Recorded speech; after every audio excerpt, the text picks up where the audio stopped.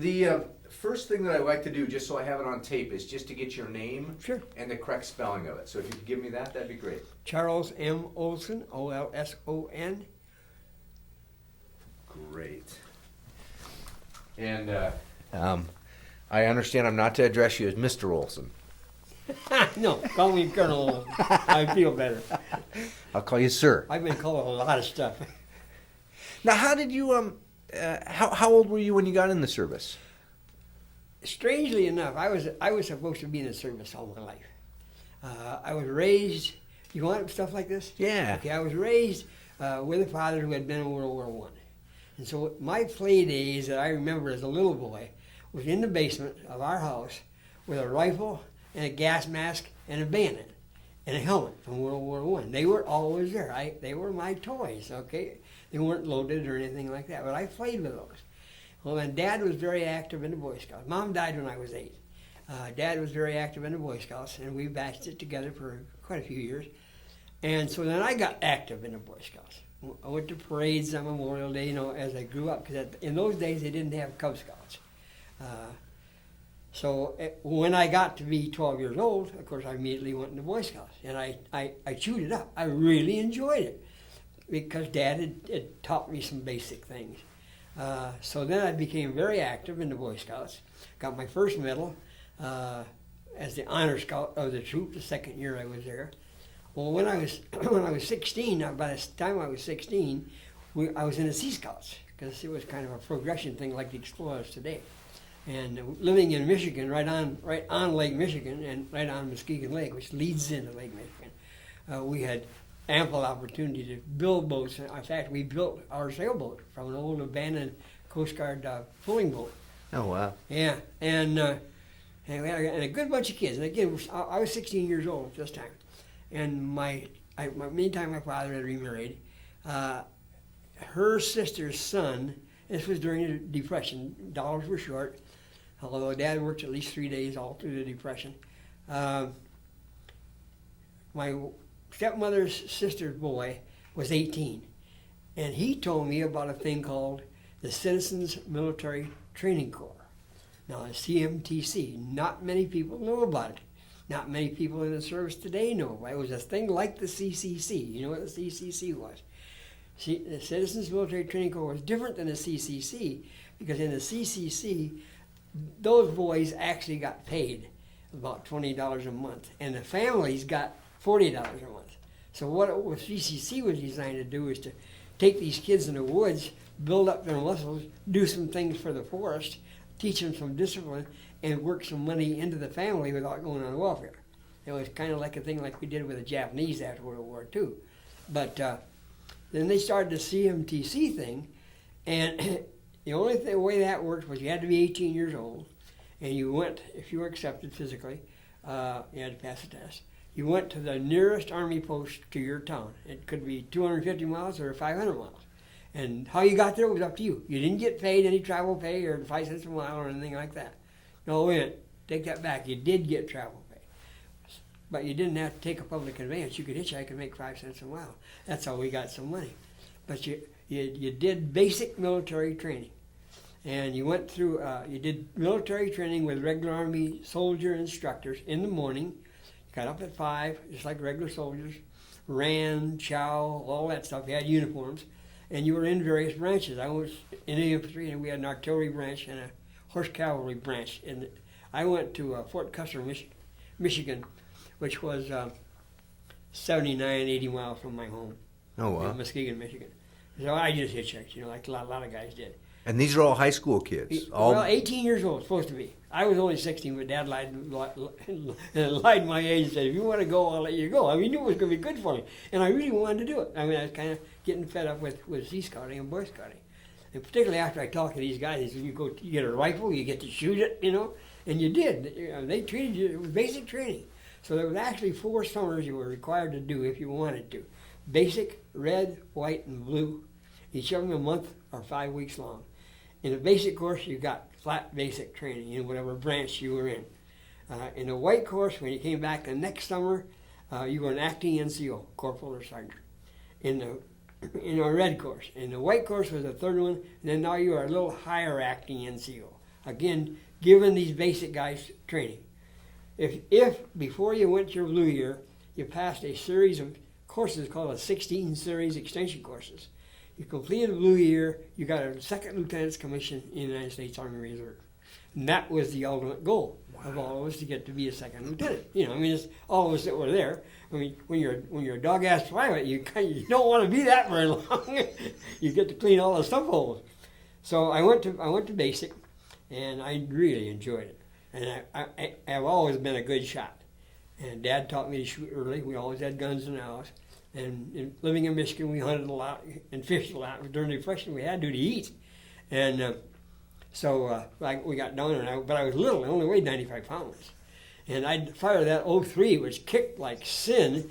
And I'd get on a kneeling position, as an example. I'd squeeze off a shot.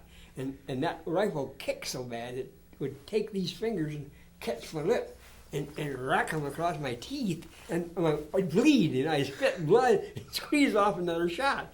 Part of the time it would kick me so bad, I had to reach back behind like that and the rifle up in the air. And this regular Army corporal was trying to teach me how to shoot. Come on, Shorty, get back up there. Well, even in the prone position, that rifle would move me about that far. But I knew if I held and breathed and squeezed like they taught me, the bullet was already going where we had wanted it to go. And so I was really an excellent marksman. And I really enjoyed it, except I was always bloody. Till finally one sergeant came around one day and he said, look, don't wrap those fingers around that stock. He just let them hang. He says, you'll be all right. You're going to get kicked. He says, but you'll be all right. He says, we need more guys like you. And he went on to somebody else. So I went through basic. I went back for my red year. And that was the year that I graduated from high school. So I immediately went down then when I graduated from high school. And, first of all, I was an avid reader all through my life. I read 3 or 4 books a week. I'd go to the library. The lady knew my first name. She said, I got these for you this week, Marshall. And and my uncle had a real good collection of Western books. But I read all kinds of stuff about World War I, about Revolutionary War. I was kind of a history buff. And so I decided to join the local National Guard unit, Company G of the 126th Infantry, which my dad had been in World War I, in Mexican border and in Europe before he got wounded. And so I went and joined that, and I'm a basic private in the National Guard, and everybody was in the Guard in those days had been in 17, 18 years. They were just there to drill once a week and get paid. Most of them were drunks, couldn't pass a physical if they had to. But again, we're talking about 7 September 1939. The war started in Europe on the 1st of September 1939. Well, actually, that's when history says it started, but it didn't really start till the 3rd. There's a book that I have at home that I just sent to my cousin in Belgium, written by 5 German Luftwaffe generals. And they lay out the dirt as to when the war actually started. It was on the 3rd because Hitler screwed it up. But they had deep penetration forces deep in Poland, like our special forces types, doing their job for 2 days with nobody to support them. Nobody linked up with them, nobody flew in to help them, they were on their own. And then on the 3rd, of course, the big thing got going, and history tells us what happened the rest of the war. So but, you being a history buff, you had a lot more knowledge than the average Joe. Yeah, right? and when I read this stuff, I knew it. So you had a pretty good idea that we were going to be faced. Yeah. So I said to Dad, Dad, I want to go to Canada, which is about Windsor, Ontario, is about 90 miles from where we lived, and get in the RCAF. I want to be a fighter pilot. And he said, you kidding me? And I said, no. He said, well, you just joined the Guard. And I said, I don't care. I want to go see if I can go in the RCAF. My locker partner from high school and another friend wanted to go with me. My locker partner and I, and the other guy's name was Don Hall. And so Dad took us over, and we went, and boy, the Canadians were happy to see us. Come on in, young man.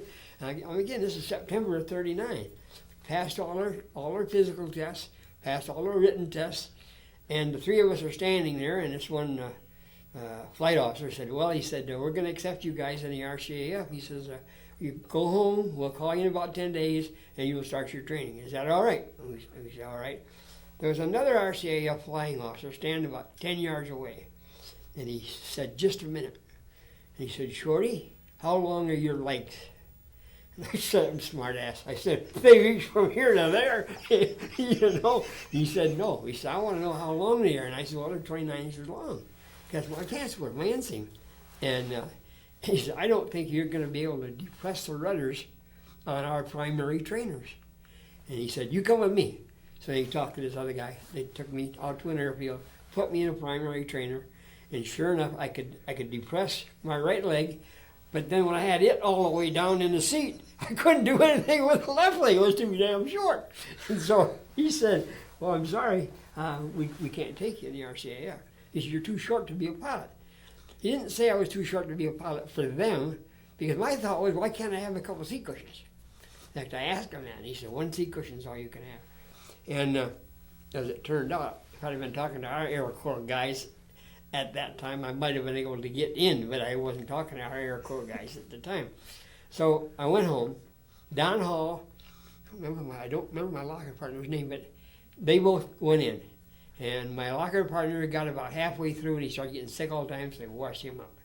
Don Hall went all the way through, graduated, and went to England, and ended up years later transferring to the U.S. Air Force when they started up in Africa.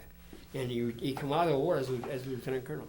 I mean, and got out of it and became a mister back in 45, okay?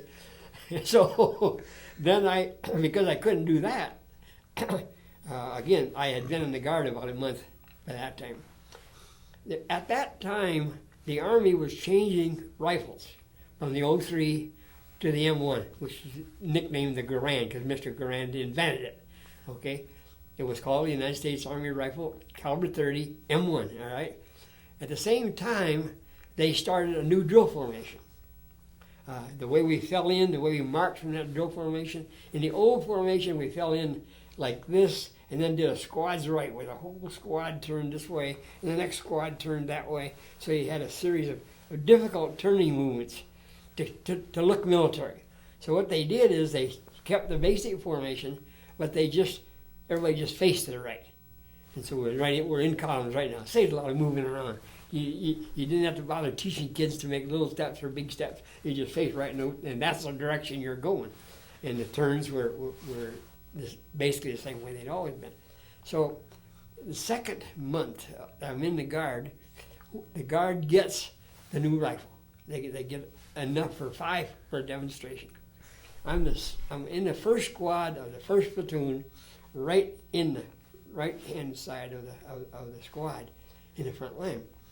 And this old sergeant guy, by the name of Sergeant Hart, been in the Guard for 18 years, a drunk and a sexaholic. We found out later.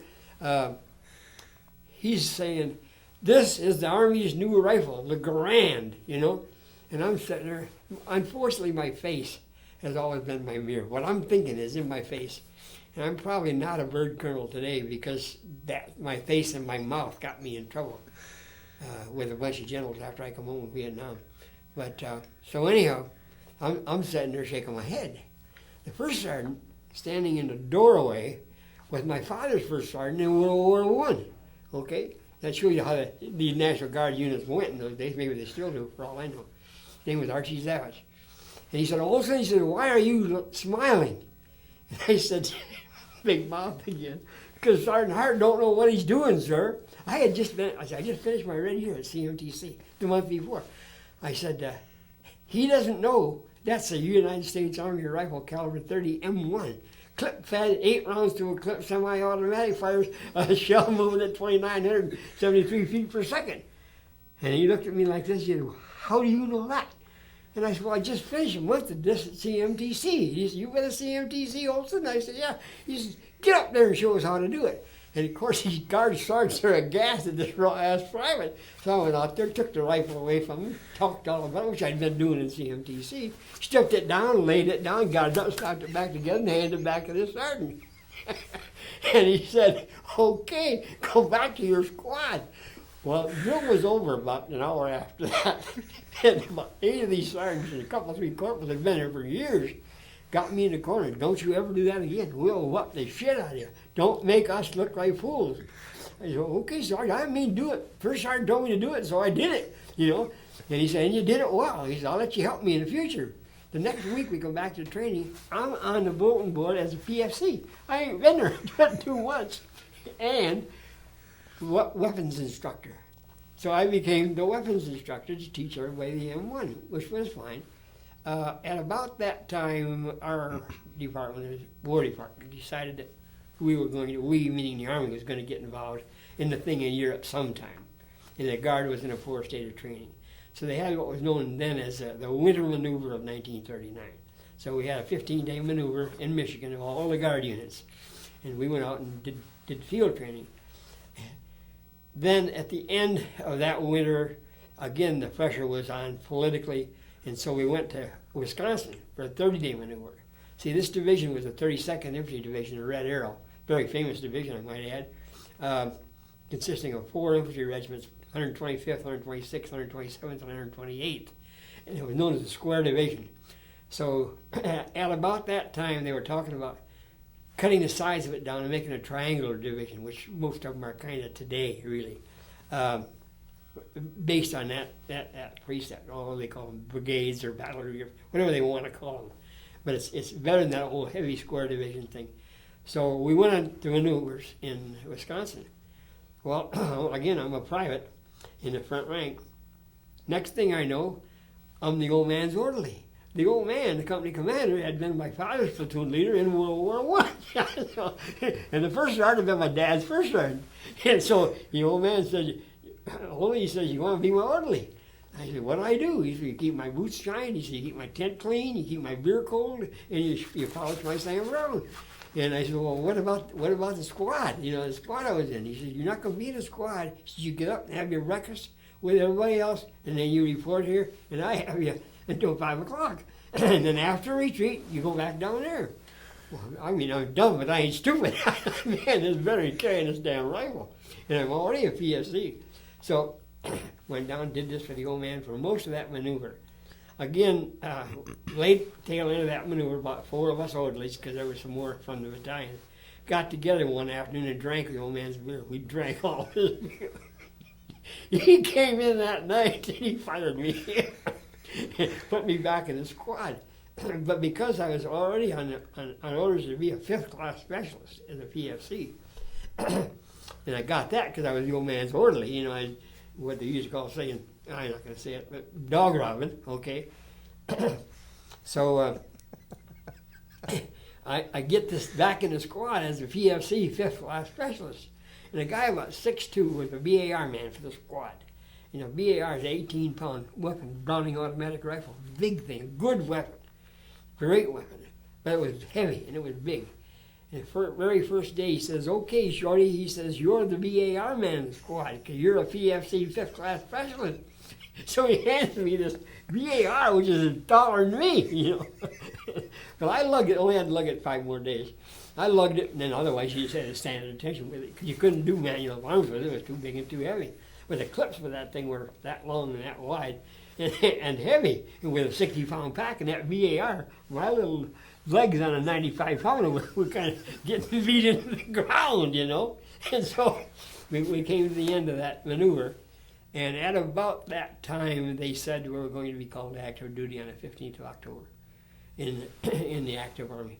See, at that time, there was a regular army and then a thing called the Army of the United States.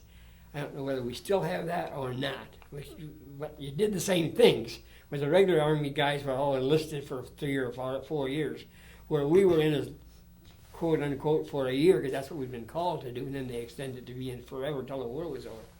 And so we all got inducted into the Army of the United States. Well, in order to get into the Army of the United States, everybody had to pass physical. Half of these old sergeants didn't pass physical. The company commander didn't pass physical. First sergeant didn't pass the physical. So we went on to active duty with like a fresh slate. We got a new company commander, a guy from Grand Rapids, a principal of the school, but he could pass the physical. And he was a captain. He was very effective. So we went down to Camp Louisiana then, and at about half the strength of what you should have had to be a wartime company. Now, when you say that, because I just want to keep perspective on ages here, you say the old sergeant. What are we talking, 40? Oh, at least. Some of those guys were 20, 25. When they got in the Guard, they'd been there 20 years. I mean, they were way too old to be on active duty, and they couldn't pass physical. I mean, there was a thing called play for pay, and that's all they did. He went down and I think it's still true in the National Guard. I ain't got a lot of faith in the Guard, all the Army has. The Air Guard is a little different. Some guard guy see this and come over and punch me off. Anyhow, we were at half strength, really. So then the draft came about. The draft came about, first draft, 15 October 1940. What they did with the first draftees from our hometown was the worst thing in the world. They drafted all the high school athletes, all the strong, husky 18-year-olds, and sent them to us. Sent them to the National Guard unit from that town for their basic training. Okay? When I was going to high school, I was so small that they wouldn't let me play football because they were afraid I'd get caught in some of the mud cleats. The coach told me that. So I ran track, and I wasn't a good track man. I just couldn't run fast enough. There were two little black guys who could run better than I could in one big speed. But I was on a track team. Well, the football hero, a guy by the name of Joe Gerens, was the football hero in the school, big husky fullback. He was in the first group of draftees that we got. The old man called me in when they said we were getting 63 draftees. He called me in. By that time I was a sergeant because all these guys, were down the drain. Me and a guy by the name of Bill Wills, who was my very best buddy, he was a sergeant. I was actually a squad leader as a sergeant, and Bill was a squad leader. And the old man said, you two guys are going to be moved across the street. Our company area was here, and they were going to move us across a small stream on the other side of the latrine. You know what a latrine is.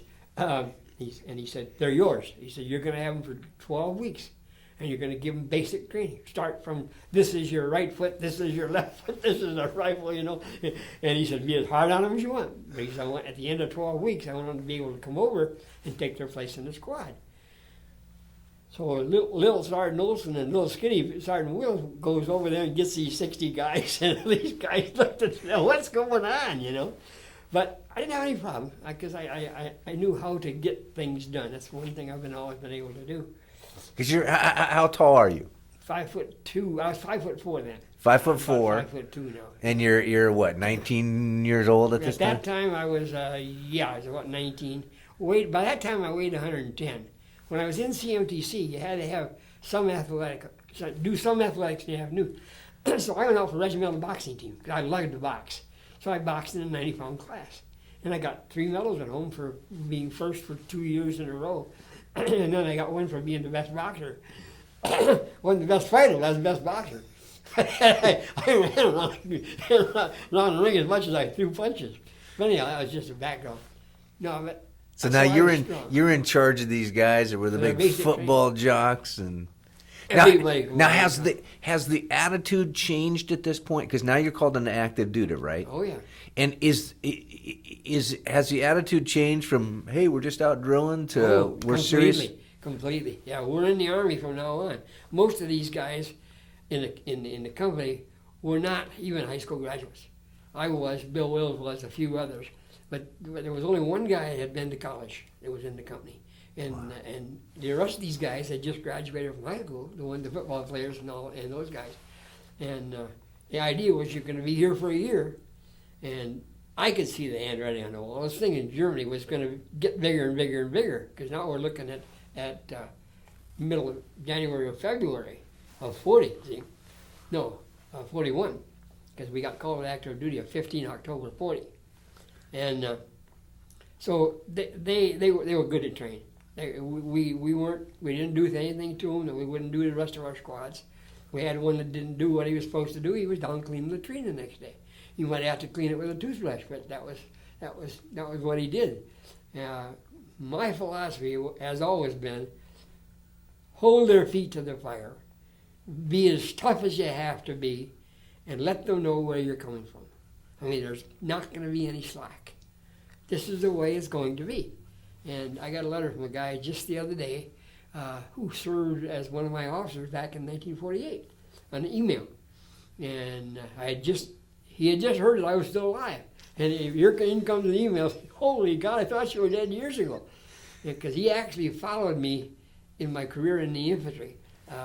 When I went from a company commander to a staff officer, he was one of my platoon leaders. He became the company commander.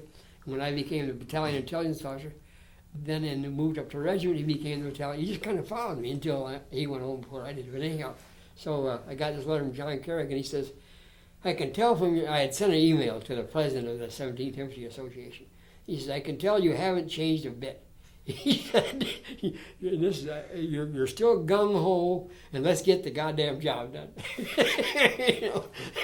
Now, this was some guy 50 years later says to me, and that's basically the way I always was. I was going to say, that sounds like that would be your motto. Yeah, that's what you got to do. You got to get the job done. You got to get it done without screwing around all day.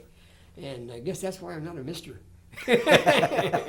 So anyhow, then we trained those guys, and they trained well. We had the big maneuver in 41, and then I decided I wanted to go in the Air Corps, or Army Air Corps. But I couldn't get in because I didn't have a 2-year college education.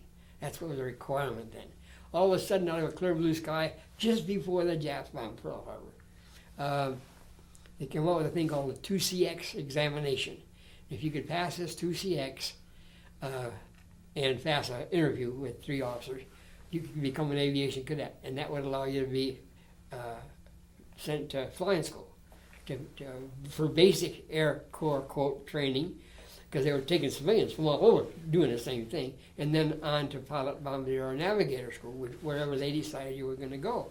So I put in for it. Well, first of all, I asked First Sergeant if I could go over. There's another camp about 25 miles away where this aviation cadet screening board was. And he said, no, you're not going. He said, you're staying right here. The old man's talking about sending you to OCS.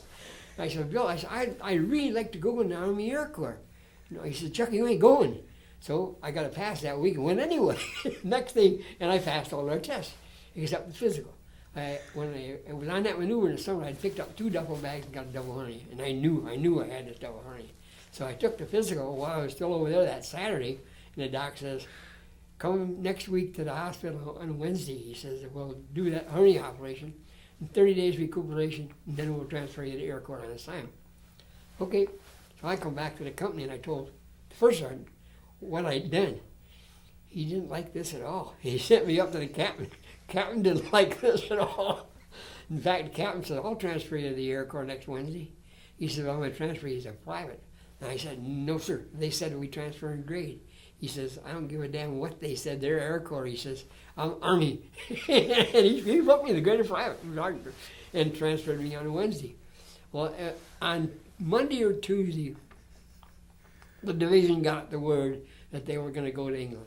Or not to England, to Africa, not to England. And so they got packed up, ready to go. Had my operation. I'm laying in the hospital recovering.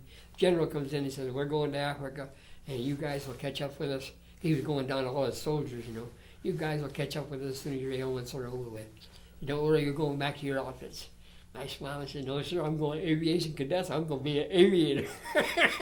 He said, you're what? I said, yep, I'm going to be an aviator. I said, right now I'm a private, but I'm going to get to be a sergeant back when I become an aviator. He said, well, good luck. And he left me. So sure enough, I got rid of the operation. The Air Corps promoted me back to sergeant. Then it was 6 months before I got to go to the aviation center. And the only reason I'm telling you this, because this is what led me to be a bombardier. When you got to the Aviation Cadet Center, well, the first thing that happened was we had to be 12 weeks at Kelly Field, waiting to go up on the hill for aviation cadet training, with nothing to do. And there were several hundred of us, most of us ex-sergeants. And so the first sergeant of our outfit, wanting us out of his hair, said, go find a job. So I was always active in the Boy Scouts, and I could swim like a little fish. So I went up to the officers' club, can I be a lifeguard in the officers' club? Oh, the guy said, yeah. Pins a Red Cross badge on me. I spent the afternoons watching the girls and swimming, you know. But then I got my aviation cadet appointment to go up on the hill.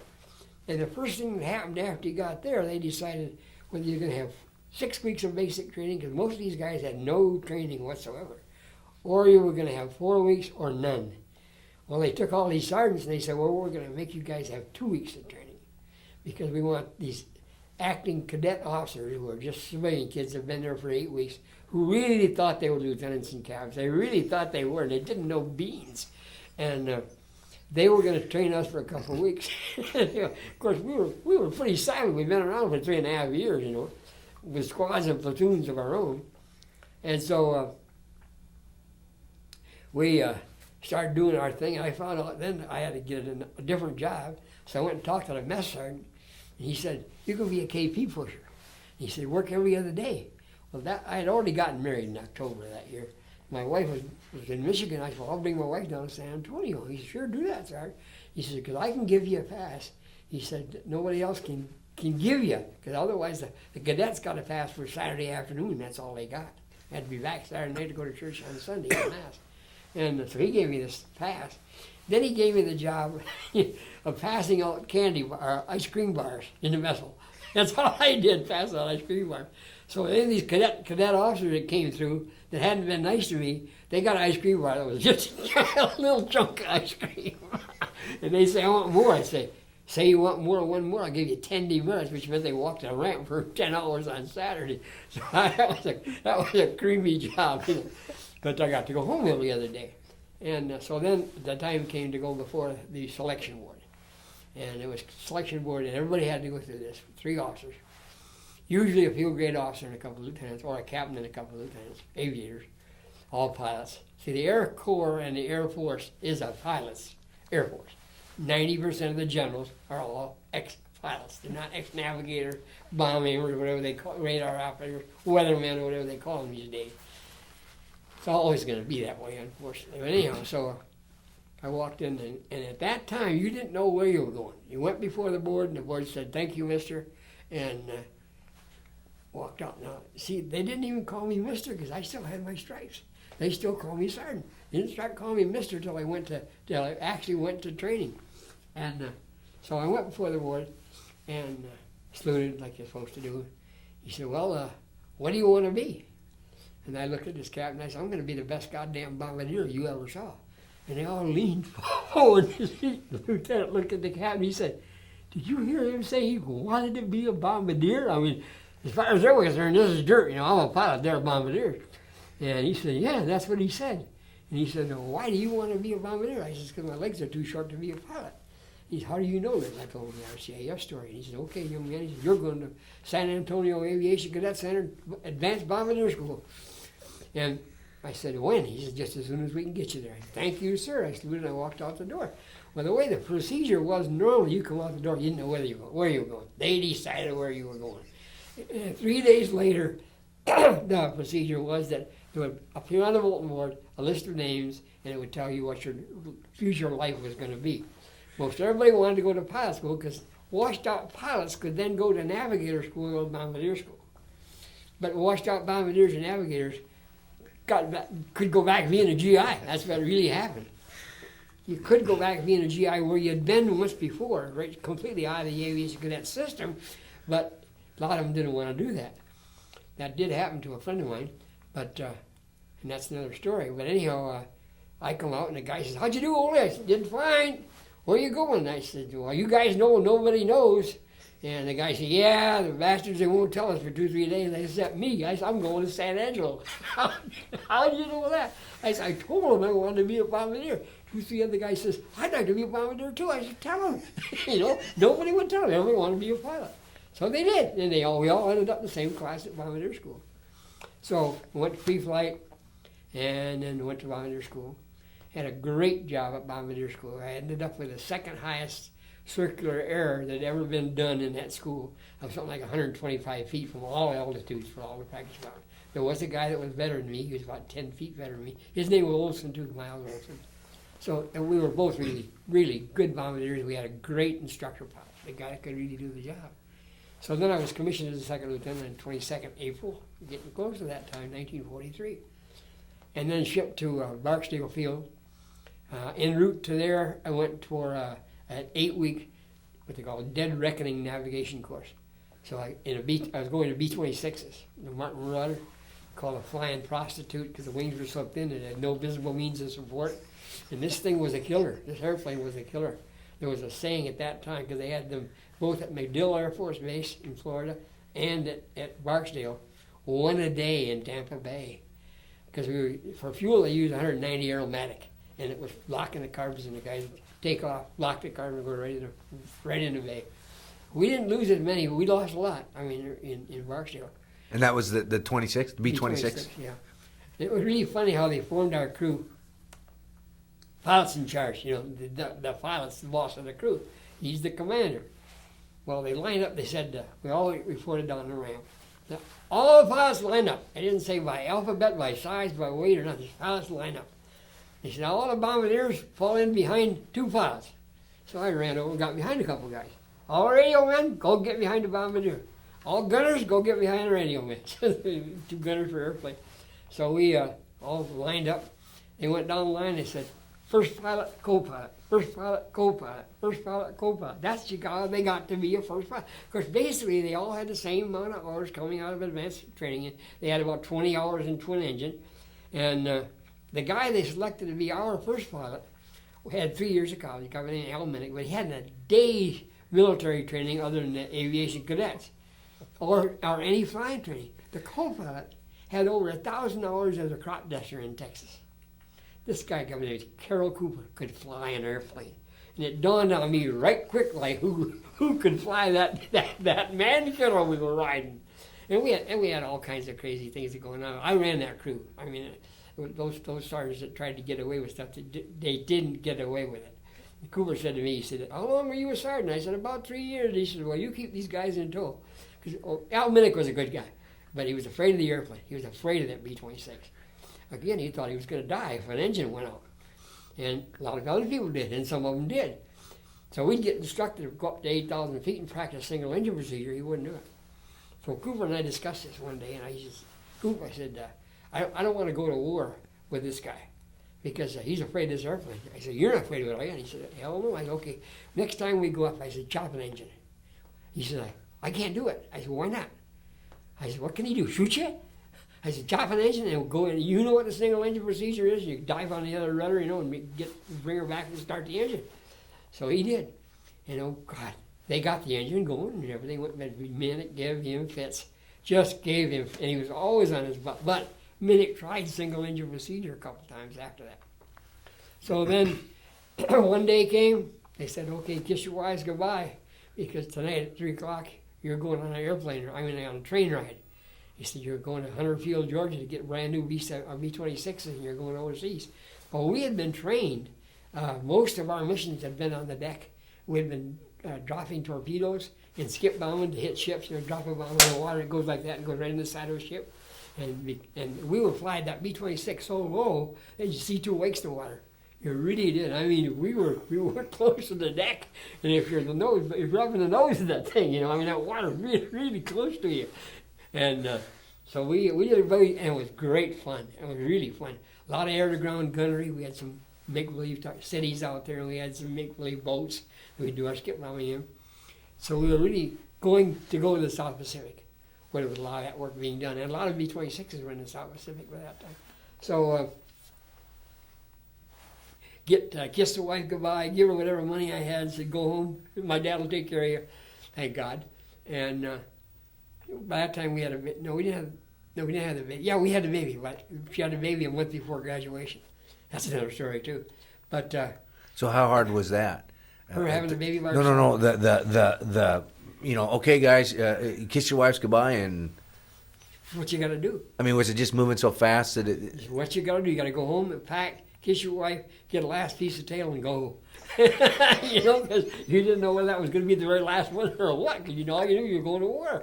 Better implant that one in the memory real well. Huh? That's right. Get it while you can. I think that's why President Kennedy was always looking for poontang. He got that training when he was in a PT boat. But anyhow, we jumped on a train. Is that what PT stands for, poontang? Patrol craft. Patrol something. Yeah. PT1. That's my license plate on my number on my car. PT1. Oh, is that right? Yeah, 109. B best used auto. VUA 109. Anyhow, we got on a train, heading for the West Coast. We thought 3 days, and the train was blacked out. Nobody knew where we were going. Nobody had a drink. Nobody had nothing. They brought food to us, very poor food, sandwiches, milk, coffee. 3 days later, we ended up in Newark, New Jersey. And then they put us at Fort Dix, and they went us through some tests. And they said, you guys are going to Europe. You're all going to be in a B-26 group in Europe. Then we went to Nova Scotia the next day, got on a British transport, the HMS Scythia, British transport. Can you imagine having cream codfish balls for breakfast in the morning? That's what they served. 26 of us in a stateroom about the size of this room, 4 decks, and everybody sick but me. I mean, for the first 3 days, all I did was empty helmets full of puke so those guys wouldn't be laying in it and cleaning up the floor for them. Then they all got feeling better and I got sick. And nobody take care of me. They all wanted to go up on deck. But that was quite a trip. So then 18 days later, we ended up in Scotland. The V-26 group was forming basically numbers-wise. And they said, now we don't have any airplanes here. And the airfield that you're going to work out of is not completed yet. So we're sending you over to Ireland. And you can get some training in Ireland. So they sent us to a little base called Toon, which is right where Belfast International is now. It's in the northeast corner. These things stay in your brain forever. But it was a nice little V-26 base. The only trouble is there was only 2 V-26s. And when we got there, there was already 36 V-26 crews there waiting for an airfield to be done. And there was nothing for us to do. It was like Washington in February. Northern Ireland, just like Washington in February. Green, gray, and wet. You know, and most of us hadn't been out here and been used to that. We were used to Texas, where it was dry all year, or Florida. And so after 2-3 days, we were going ape. I mean, we couldn't get those 2 airplanes. One of them was never flyable. So to get some flying time in, it was obvious we weren't going to get any flying time in. Everybody's grousing. Going to the bar, you can't even buy a drink. All you can get some warm brown beer that tasted like crap. No Coca-Cola, just a little bit of soda. So I was bitching one day, which I was great at. And I was talking to the base commander of Air Corps Bird Colonel. And he said, well, Shorty, he said, you seem to be real unhappy. Yeah, you can't get a damn drink around here, no place. Yeah, I said, they don't even have any here at the club. He said, well, we don't know how to get it. He said, it's rationed and we just don't get any. He says, quite frankly, I get about a bottle a month. He says, but I can't bring it here, you know. And I said, well, you tried scrounging some? You know, when you're a sergeant, you scrounge a lot. You know what scrounge means? Okay. And he said, no. He said, I've only been here about 2 months. And I said, well, I'm a good scrounger. I said, I was a sergeant for many years. Not as many years as I tried to let you believe, but I said, give me a Jeep, give me a driver, and tell the PX guy to fill my trailer with cartons of cigarettes. Because I had already found out that cigarettes were rationed in Ireland, as was the booze. So here I am, 19 years old. Got a driver, a sergeant driver, me, raining, in this Jeep. We go to the Old Bushmills Irish whiskey distillery, about 28 kilometers from where we were. I go to the office, introduce myself, you know, nice formal like, tell them who I am, what I want to do, and they laughed at me. They thought I was crazy. So I went on to leave the place, and this is a true story. And a little short fat guy said, hey, Lieutenant, he said, what are you guys doing here? And I said, well, would you believe I'm trying to trade cigarettes for whiskey? And those guys won't even talk to me. He said, cigarettes? Real American cigarettes? And I said, yeah, that trailer's full of them. He said, come with me. So he walked me down this aisle and met another short, fat Irish guy. And I don't remember what his name was. He said, he's the chief brewmaster. And he says, he's going to take you down and let you decide which whiskey you want. So in the meantime, we're talking. So we go down, there's these casks that are about 20 feet high, about 40 feet long, big oaken, huge casks. This brewmaster's got a barrel glass, about that big. He gives my driver one, he gives me one, he goes down to the spigot, he turns this on, and the Irish whiskey runs in there about that. Whoa, because I didn't drink hardly at all. You know, 1 glass of beer, and it didn't taste good. I drank this. How you like it? Oh, that's good. We went to about 4 of them. I finally said, we can't do this. Because there was a line of them, you know, and it didn't even bother him. So he said, oh, how do you want to trade? I said, you got this stuff in bottles? And he said, yeah. I said, okay, for those boxes are filled with cartons of cigarettes, you know, like this. I said, there's Old Golds, there's Lucky Strikes, there's Pall Mall, and Camels in there. And I said, we'll trade you 1 box like that for 1 bottle of whiskey. He said, good. So he talked to a couple of his guys. They went down and emptied my trailer. And they were magnified. Look at all these goddamn American cigarettes. Next thing I knew, I went out there and the trailer was loaded with cases of whiskey. So we covered it up. Of course, me and the driver were so drunk we can't hardly move. Fortunately, bed and breakfast places had signs in front of them. So as soon as we left that brewery, we went to the first one we saw, drunken skunks. Went in, I don't know why the lady let us go in her place, but we paid her, and she let us stay all night. Next morning we sobered up. Couldn't take a shower because they didn't have any showers, and went back to the airfield. I got hold of the old man. He was flabbergasted. He said, "Oh, how in the did you do this?" I said, "Real easy. They ain't got no cigarettes. We ain't got no booze. We just trade." He said, "Could you do that again?" I said, "Well, when this runs out, I can try." I was thinking of a day off because the brewmaster had introduced me to a really nice-looking Irish girl. And I hadn't seen a nice-looking girl now for 30 days almost, you know. I mean, I saw someone in England, but I was waving goodbye to her, and they were waving goodbye to me when we got off the train. And so she was quite interesting. And in fact, we made some arrangements for a couple of evenings later. But a couple of days went by, and the old man said, tomorrow morning General Eaker, who was commanding general of the 8th Air Force, was flying in. He said the 8th Air Force had some awful losses. They had the big Schweinfurt raid and 2 others where they lost, round figures, 800 guys a day for 3 days. 600 one day, 800 one day, but they were the worst 3 days of the war.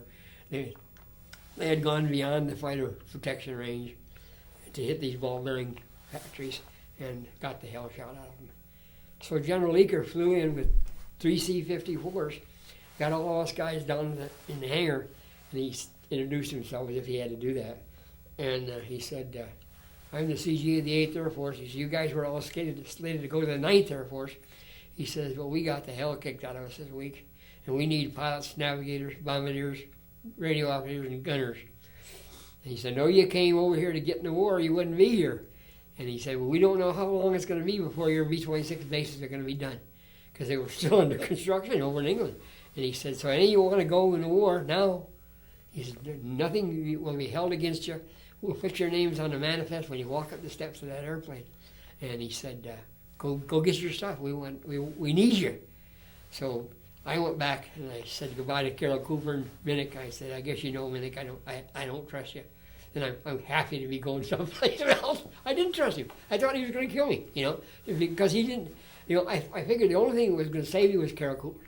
And if it really got tight, and the other guy, if Carol couldn't take over, why, we were going to be in deep trouble. As it turned out, they both survived the war, but in B-26s. But anyhow, so I and a whole bunch of others went there then, went to England, and there they formed us at a place called Bovington into 10-man crews, a B-17 crew. Pilot, co-pilot, navigator, bombardier. Well, I was cross-trained. I was a bombardier and navigator. Say, "What do you want to be?" I said, "I want to be a bombardier." So then we got a navigator and crewman. And they gave us about 10 hours of instruction in a B-17. Most of us had never been higher than 8,000 feet, so now we're going up to 25,000, 30,000 feet, you know. The pilots want to learn how to handle this thing. I think we got to drop 2 bombs, practice bombs. And don't even remember where they hit. I know they hit the ground, that was about it. So then they sent us to various groups. The group I was sent to was the 379th Bomb Group, heavy V-17 at a place called Kim Bolton. Do you want a glass of water? No, I'm all right. You sure? Okay. I got false teeth and I get a little loose in the bottom. Can you hear me all right? Yeah, no, yeah. So anyhow, the 379th Bomb Group, heavy, was commanded by a guy by the name of Maurice Preston, Bird Colonel. Great leader, great pilot. And he said, "I'm not putting any crews in my group in the air with as little training as you got." He said, "We require 25-25, mean 25 yards this way and 25 yards back that way in our bomb runs." He said, "That's the way my V-17s survive. That's the way we get good bomb patterns on that target, good tight patterns. The more bombs in a pattern, the tighter, the better instruction you get." And he said, "So I'm going to spread you out through the group." The next day, I came out on orders to go to this 524th Bomb Squadron and be a bombardier with this guy, Arvid Dahl, that I was talking to you about. And I already told you about Arvid. And so then I flew these 4 missions with Arvid, fat, dumb, and happy, staring at the sky. we got lucky on that 5th mission, got the nickname Lucky on that 5th mission, and got transferred then the next day to the 525th Squadron as a squadron bombardier, lead bombardier. Still not knowing what I was going to do, because I thought I was going to be a lead bombardier with the 525th Squadron commander. And the next day then I get called up to group headquarters, and the group air operations officer was a pilot, a little bit bigger than me, but only about that much, a guy by the name of Group Rohr. And he said, "You're going to be my group lead bombardier." He said, "Jack Firestone is my navigator." He said, "I want you to get in touch with him." He said, "We'll fly a few practice missions in the next few days." One of the things that had to be done with any V-17 that was repaired, they had to make, when the engines ran good and things like that, before they put it into service, they'd go out and slow time the engines and check the airplane out. So he said, we'll slow time a few airplanes, and we'll go up to Scares Rock and drop a few bombs. So we did. We dropped some practice bombs, 20,000, 25,000. See, one airplane, with a lieutenant colonel for a pilot with lots of instruction, and he'd been there 6 months. He only had 18 or 19 missions then. Jack Firestone had 18 or 19, and Jack was a good navigator. Make a long story short, I became Rips Bombardier. I finished my tour of 31 missions, which he's going through. Some of them good, and some of them bad. If there's a star on my diary, that means it was a damn good mission. If there's a thing that says PFF, that means Pathfinder, and all that means is that somebody with an ancient radar type thing decided where they should hit, and they never did hit like that. One of the biggest blunders of the war was sending us in at 18,000 feet D-Day, where we couldn't see the ground, and we dropped our bomb someplace in France because they didn't want to risk sending us in under the cloud cover, like the B-26 went under the cloud cover at 9,000 feet. Because they were afraid the same things would happen to us that happened in Sicily. In Sicily, they flew a bunch of bombers in over our battleships and stuff like that, and they thought they were Germans. They shot the hell out of them. They didn't want that to happen again. We lost a lot of American aviators in that raid in Sicily. Not a different theater, but we all knew about it.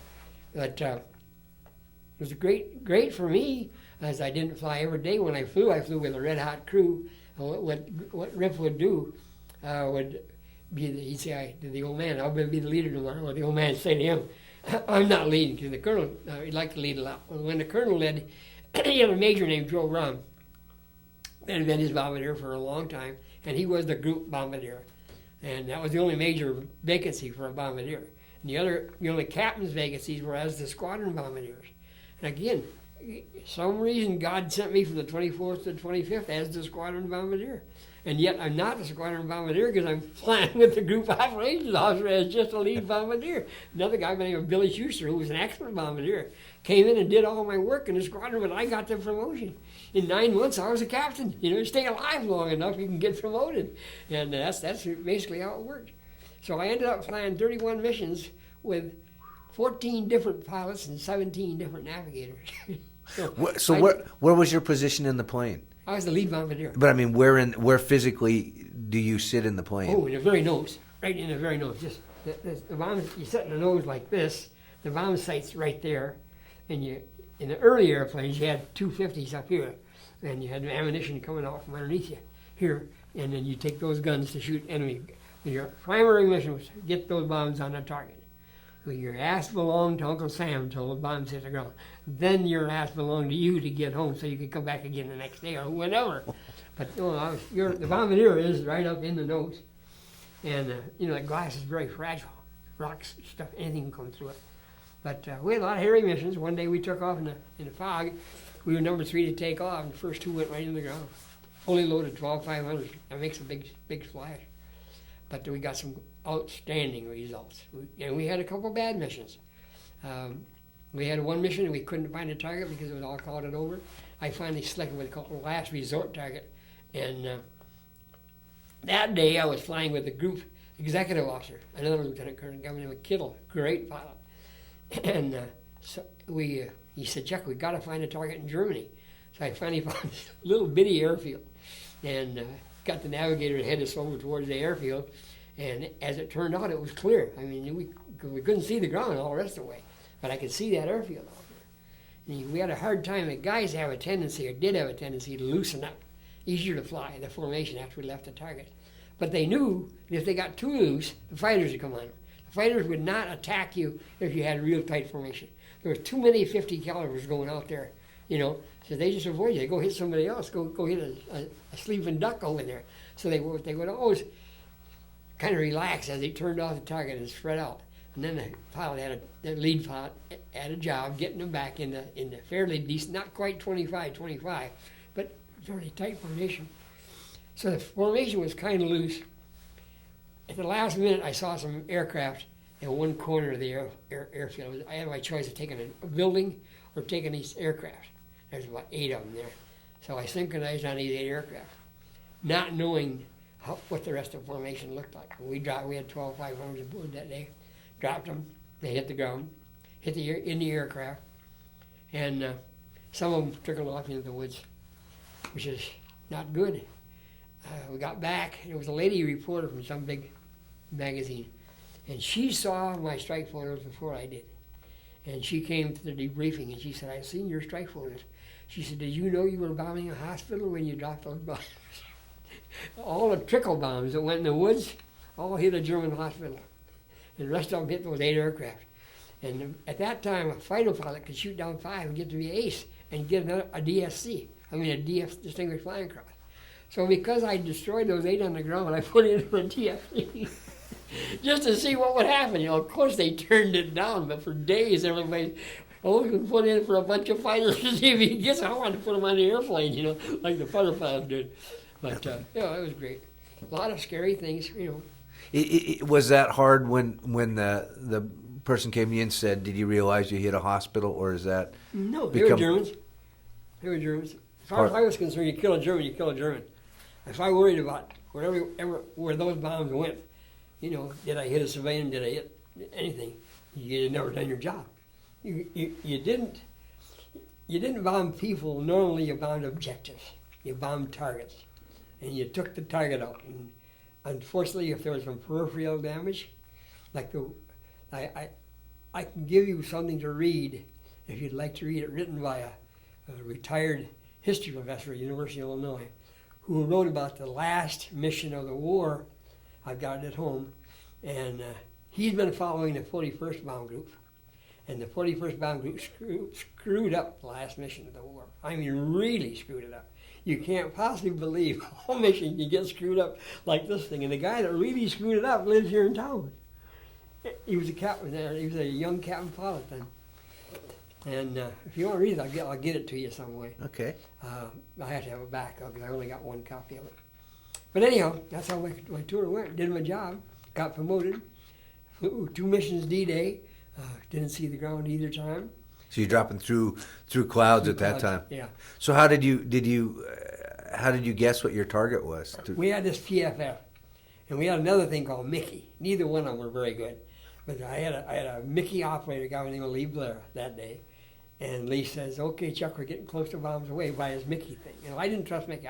We had practiced with Mickey up at Scares Rock, and he never was on. I could tell when I was locked on a target because this is a Corsair. That determines what time the bomb's going away. This is the radar. The radar is going through the target. You may have pointed like that, but with the wind, you're going over the target. So if I was locked on that target, when those indices came together, the bombs were going away. So he and I would practice on a rock or on anything down there at 18,000, 20,000 feet. And he'd say, "Okay, Chuck, bombs away." And I'm looking at the thing, and maybe that far, one way or the other, like, oh shit. But that's what we had. I assume that far translates into thousands of years. Yeah. So he said, "Okay, bombs away." And I said, 1, 2, 3, 4, 5. I didn't want to drop on any troops. I mean, I'd been one of those guys, So then I hit the salvo bar. When I hit the salvo bar, everybody else. Second day, we got a mission of taking out a railroad bridge.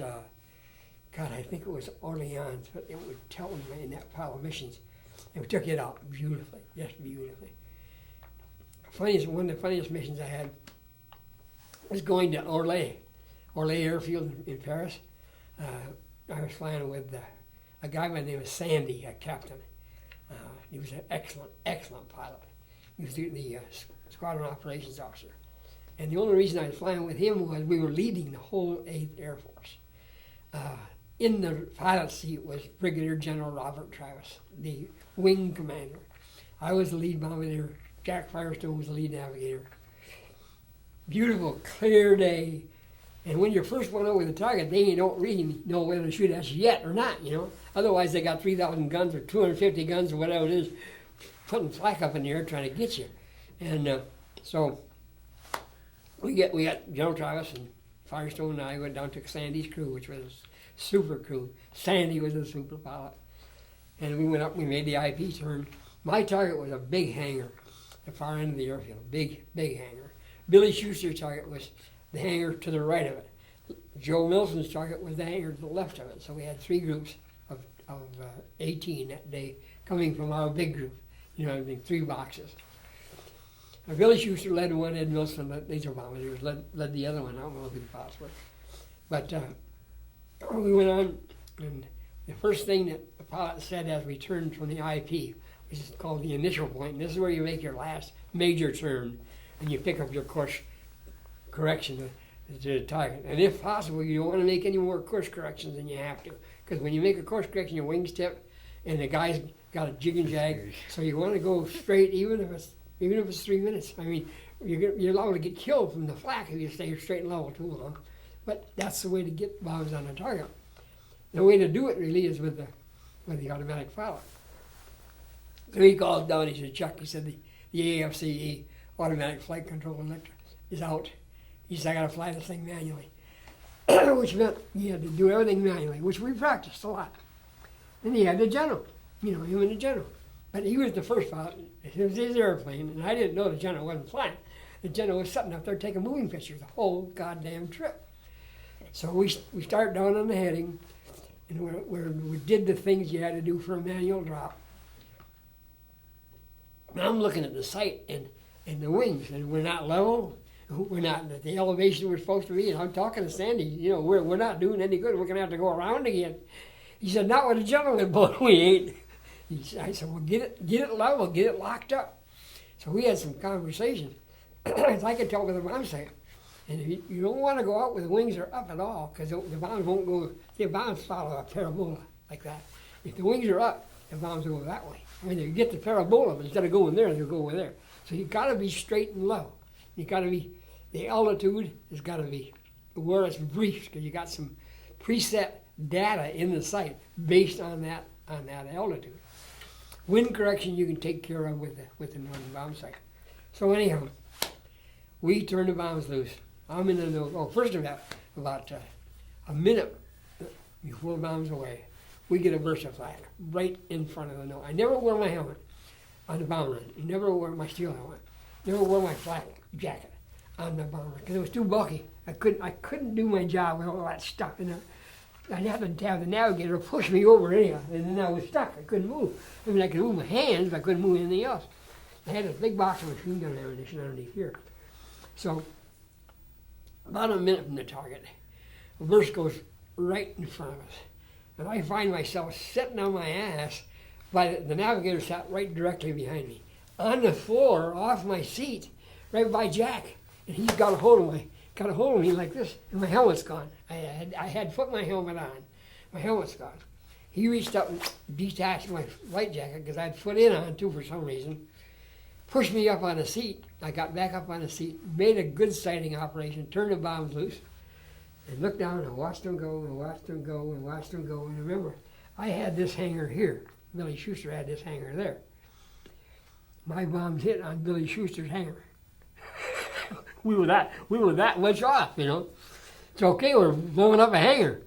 And as it turned, as it happened, Billy Schuster made a mistake and hit mine, so we got two of the main hangars. And talking with Ed Milson, got his hangar over there.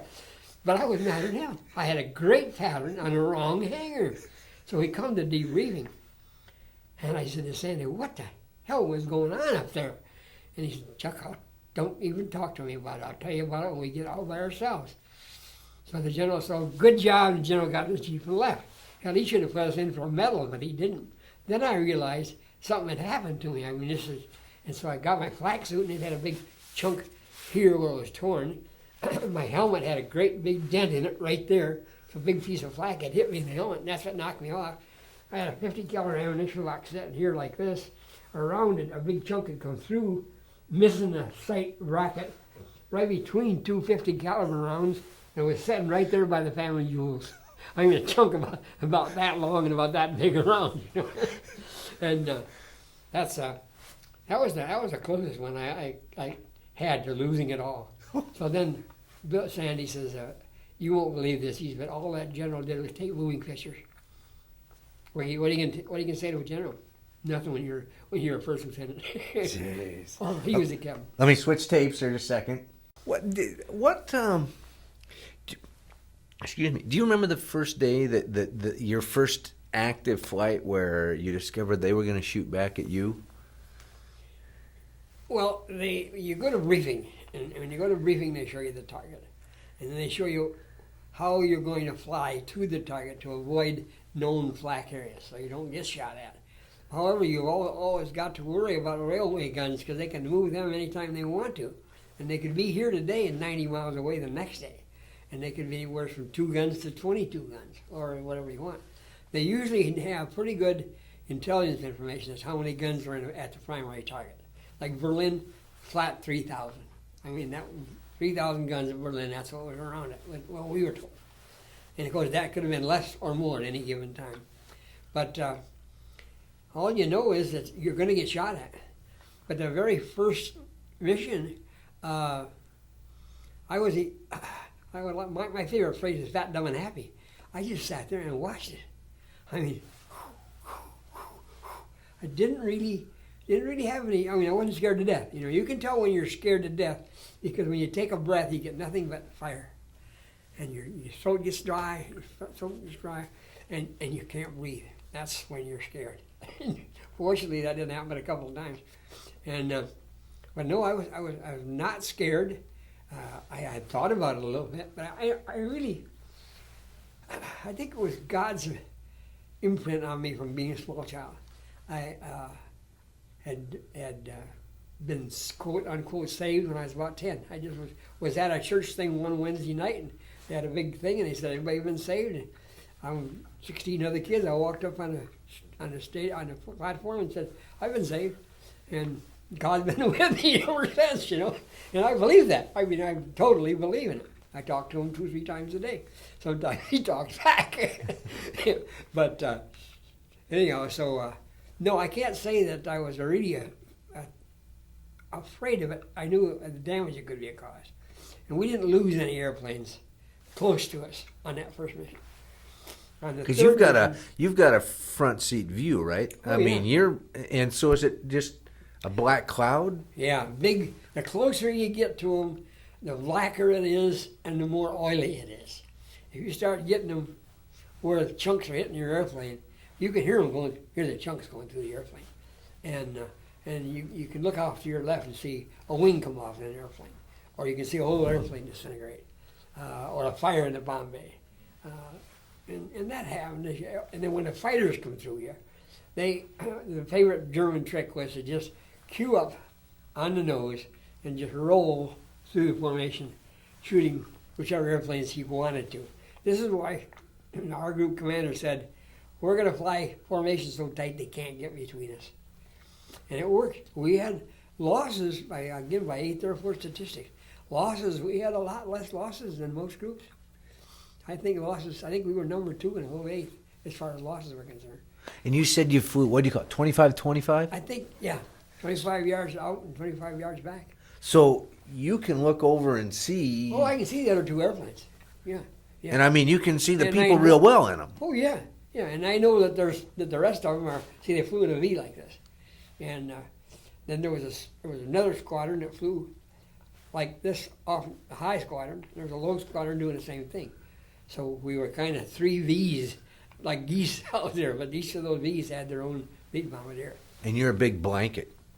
I mean, this is a huge blanket of airplanes coming in. Is that? Probably 3 groups of 12, but you'd see flying the same heading. You could see on any given day, you could see 100 out there, you know, and there maybe be 1,000 behind you, depending on how many airplanes were in the sky that day. Couple of raids that they took to Norway, I didn't go on them, but a couple of years they only had 500 airplanes. It didn't seem like anything at all in the air. But going to Berlin the first time, there was something like 1,200.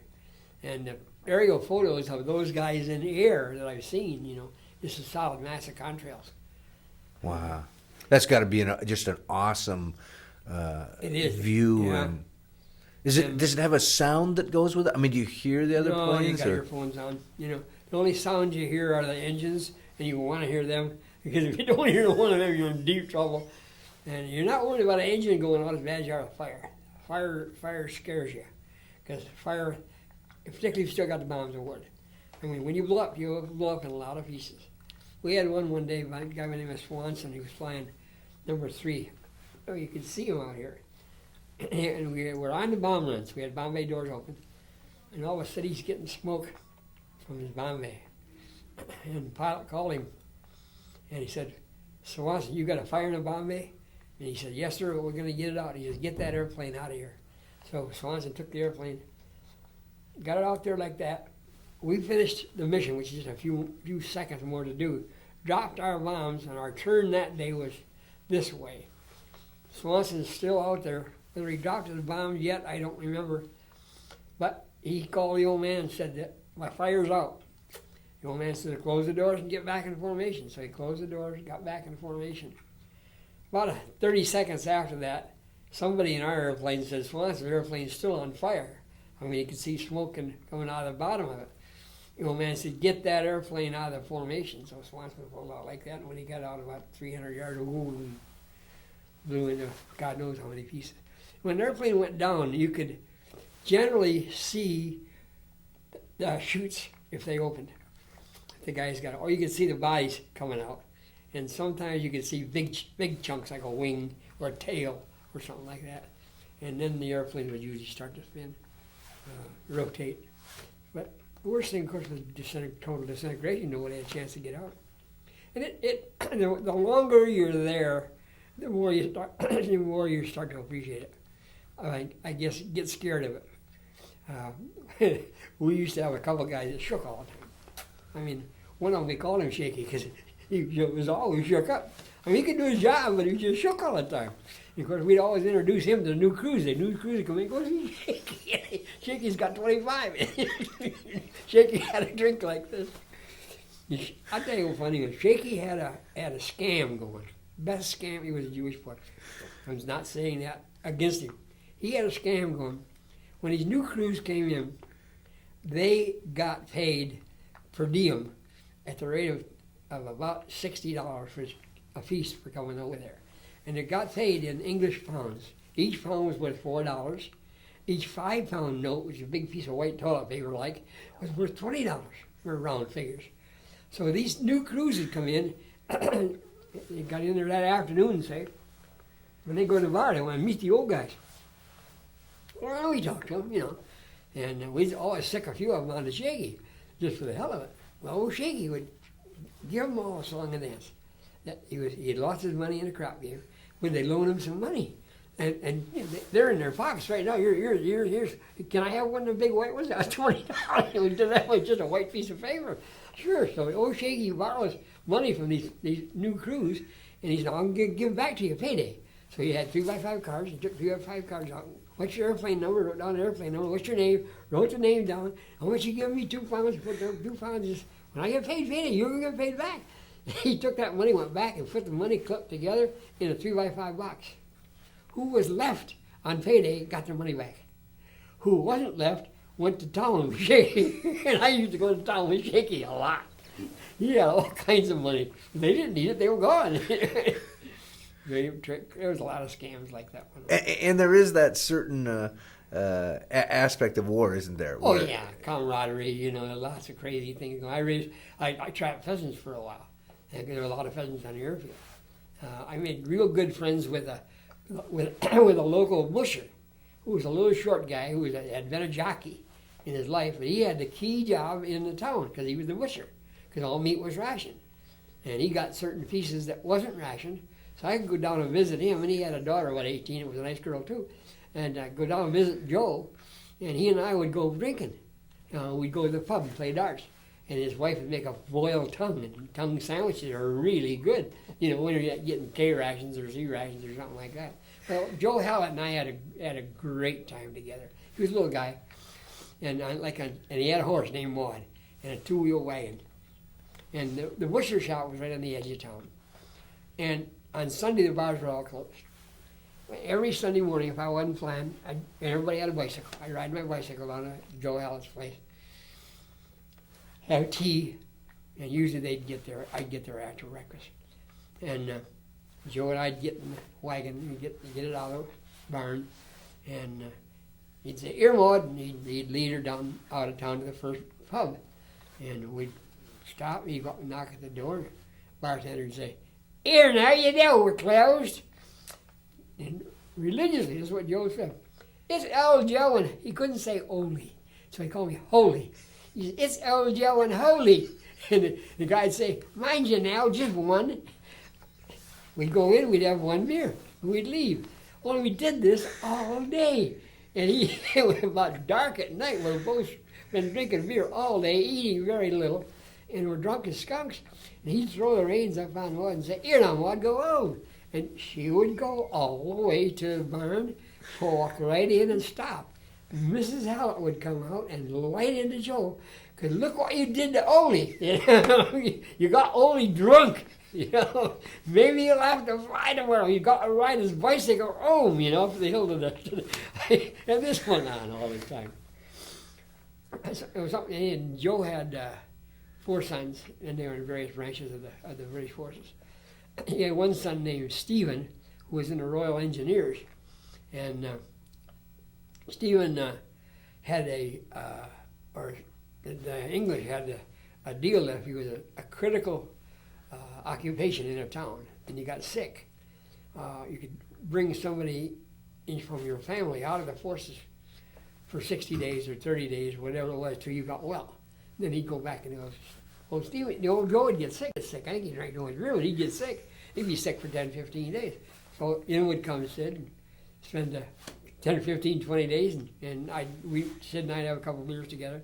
Well, in 1978, my daughter and her husband was Army type, was stationed in Germany, and we decided to go visit them. And I wanted to take Marge to Kimbolton and show her where we'd been. We had some pictures, and I'd told her these things, some of these stories I'm telling you.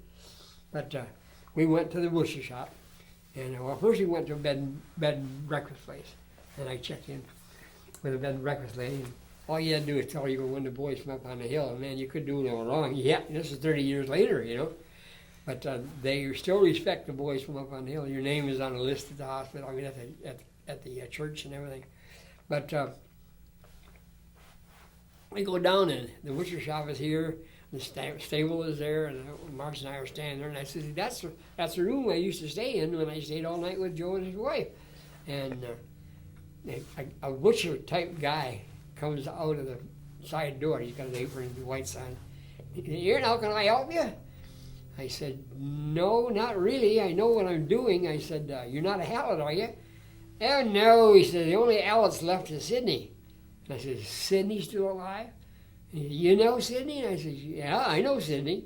He said, "He's up at the Half Crown with his chums having a few."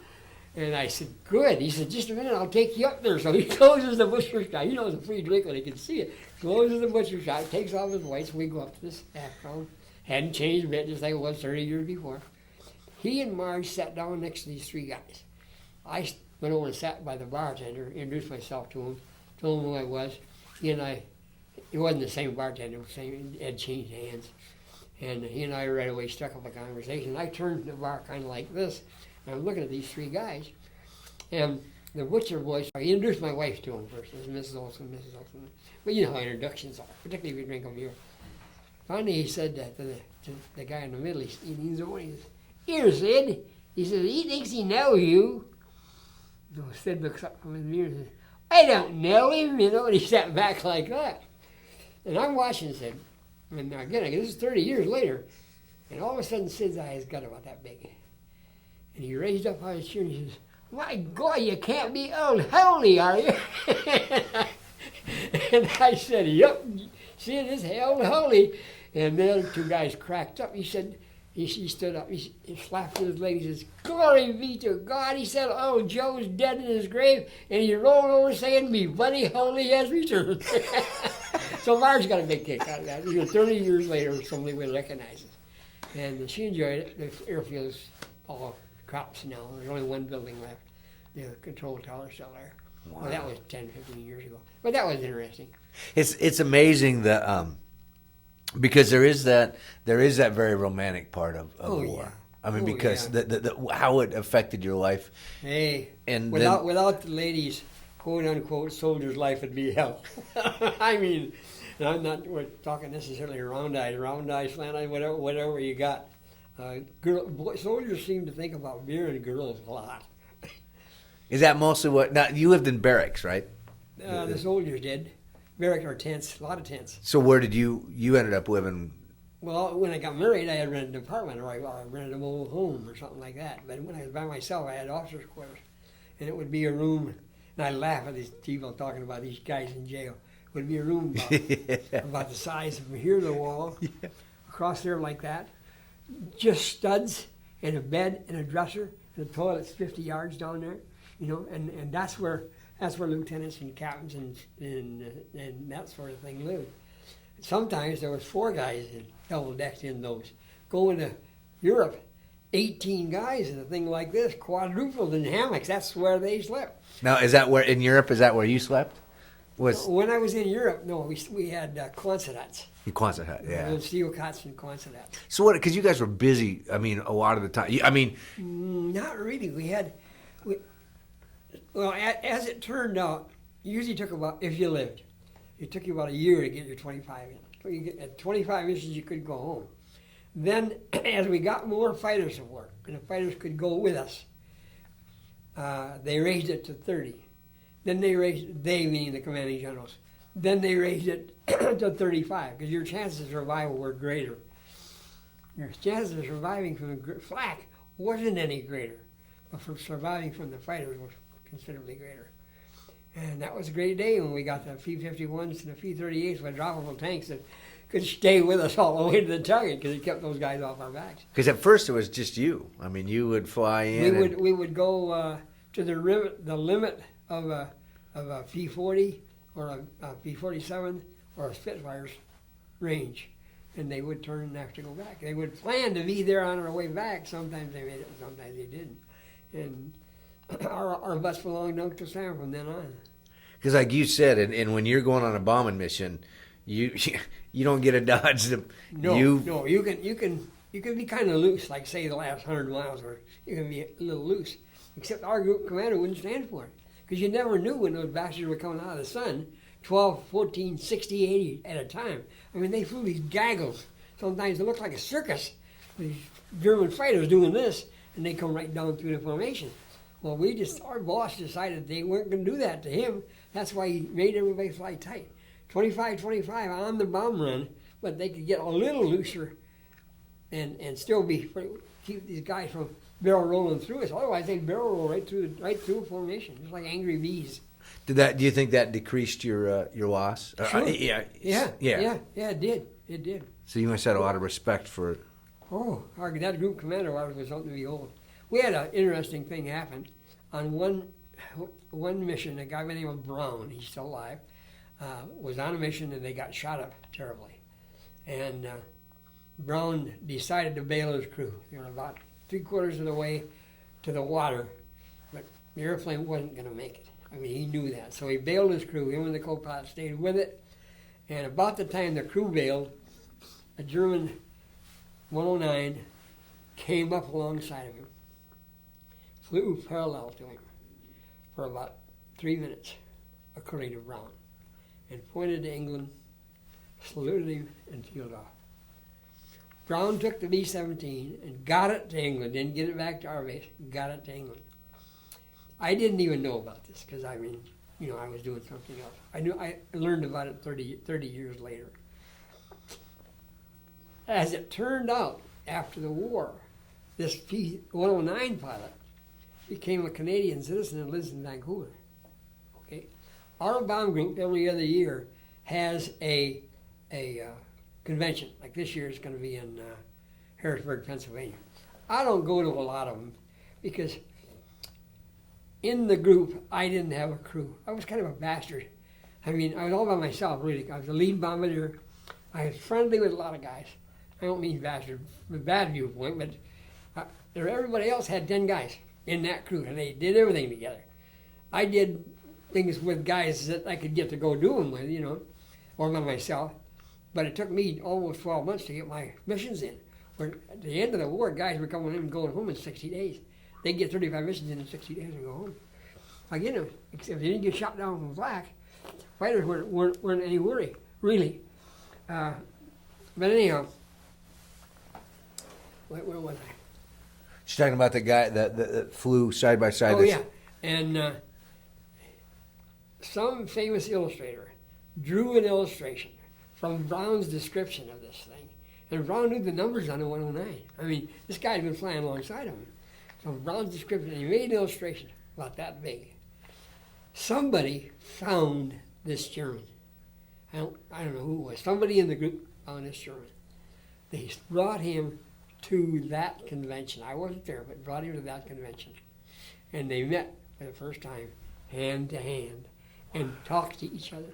And of course, that made the picture even more valuable. Now the German comes to every convention. Isn't that strange? Did he ever say why he... Yeah, he said they had enough. He's going to let them live. He shot down enough airplanes for that day. He could have creamed them. All he had to do was, turn his 20s on, they'd have gone down. See, again, that's an interesting... It's the romantic part about war. It don't happen very often. And it was... There are certain rules or whatever it is that I talked to another gentleman. He was over at Bolge, and he had killed a lot of Germans. He said, but one night he was in his foxhole, and this German got out of his foxhole, and he had him in his sight, and the guy got out to take a crap, and he said, I couldn't shoot him. Yeah. I let. But for some reason there was this. Well, wasn't that guy's turn to die? I guess. That's my favorite expression is, I feel sorry for people that die before I do.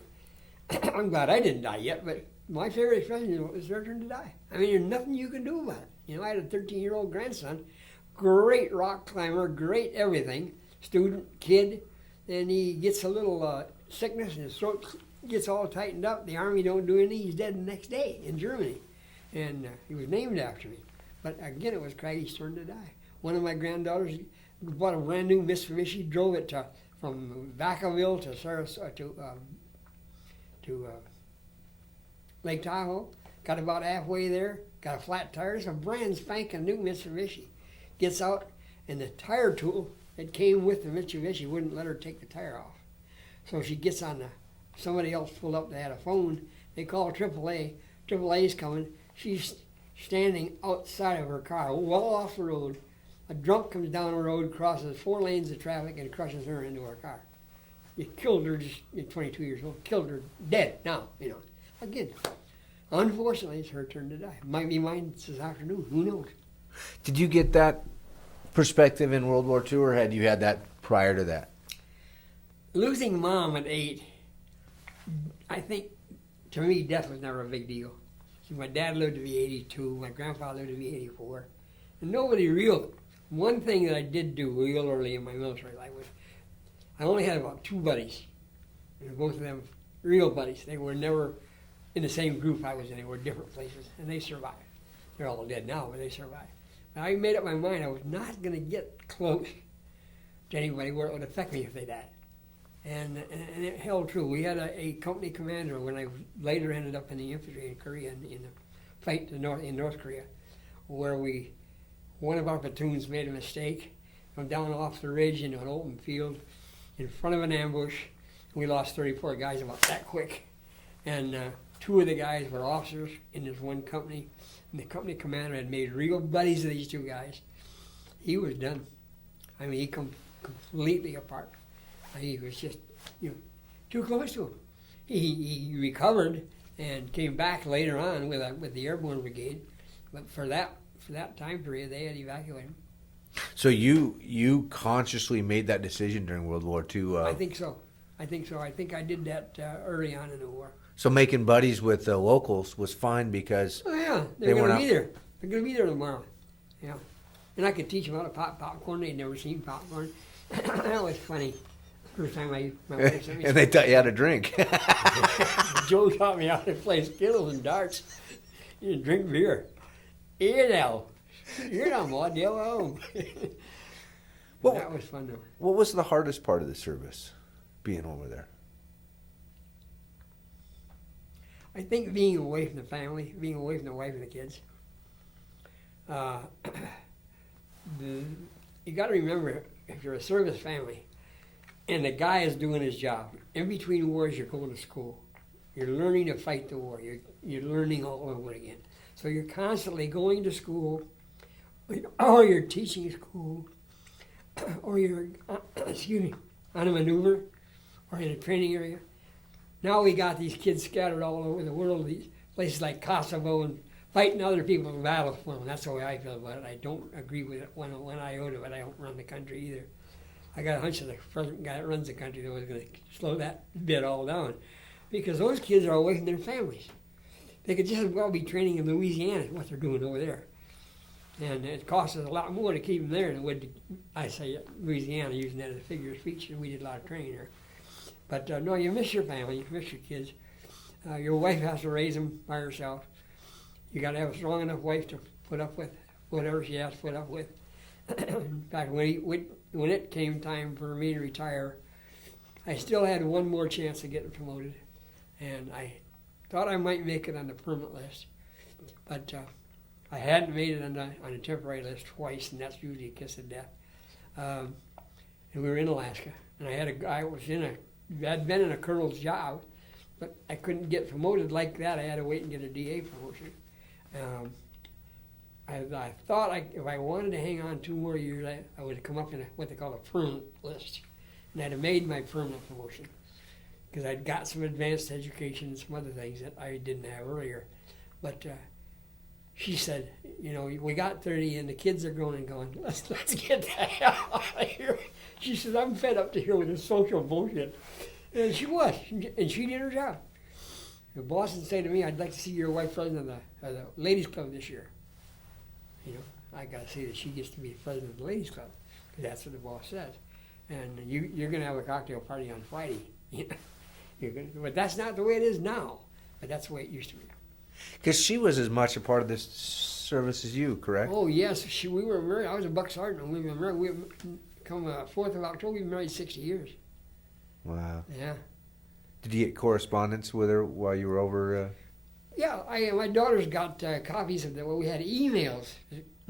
V-mails. V-mails. Yeah. From England, and we could write 3 or 4 of those a week, but they would get it censored to get pieces cut out of them. And we used to play tricks. I don't know why, dirty tricks. We'd send V-mail 1, 2, 5, and 7. And I let them back. Where's 6 and where's 3? I don't know. Little things like that. But the ladies that raised our kids, and it stood there by us, because if you're the combat types, you're gonna get in lots of scrapes of various kinds. So they got to be real strong ladies. I've got one of the strongest. She's fortunately, the military does take care of you. I mean, I don't care what they say. The military does take care of you. Where else can you have a job where a kid can come with a high school graduate like me, and in 30 years end up as a colonel, a lieutenant colonel, with $50,000 a year coming in, and all medical taken care of, and cheap groceries at the commissary. Cheap meaning 25% less than you pay at the superstore. And when we were stationed in Europe, when I taught ROTC at the University of Washington, I used to tell my cadets this, trying to get them to go to the advanced course to become officers. You tell me of a commercial concern that will fly a 4-engine airplane 1,200 miles to get your wife and an ailing child and fly it 1,200 miles back to see a specialist in southern Germany. Not once, but several times in a couple of years. And this actually happened to our family. We had a younger child who was diabetic, and he got some kind of a disease where he just lost all his muscles. He couldn't squeeze a cap gun, couldn't squeeze a ball, couldn't push himself up. We had doctors say it was his head. We had doctors say it was psychosomatic. We had doctors say, let him go home and die. And the kid lived to be 49. But a buddy of mine, who happened to be in a medical company with me in Japan, when I was in a rifle company, was the executive officer of the hospital in Bremerhaven, Germany, where we were stationed. And he said to me, he said, Chuck, he says, I got a little doctor down there, a little Jewish boy, that was trained basic medical training in Egypt. But he did his residency in Children's Hospital in Detroit. And he said, he's good. He's young, but he's good. He said, let's turn, and Wally knew me from, several years back. He said, let's turn Mike over to Itzhar, his name was Itzhar, and see what he can do. And they had a lady called Bloody Mary, who was a therapist, German lady.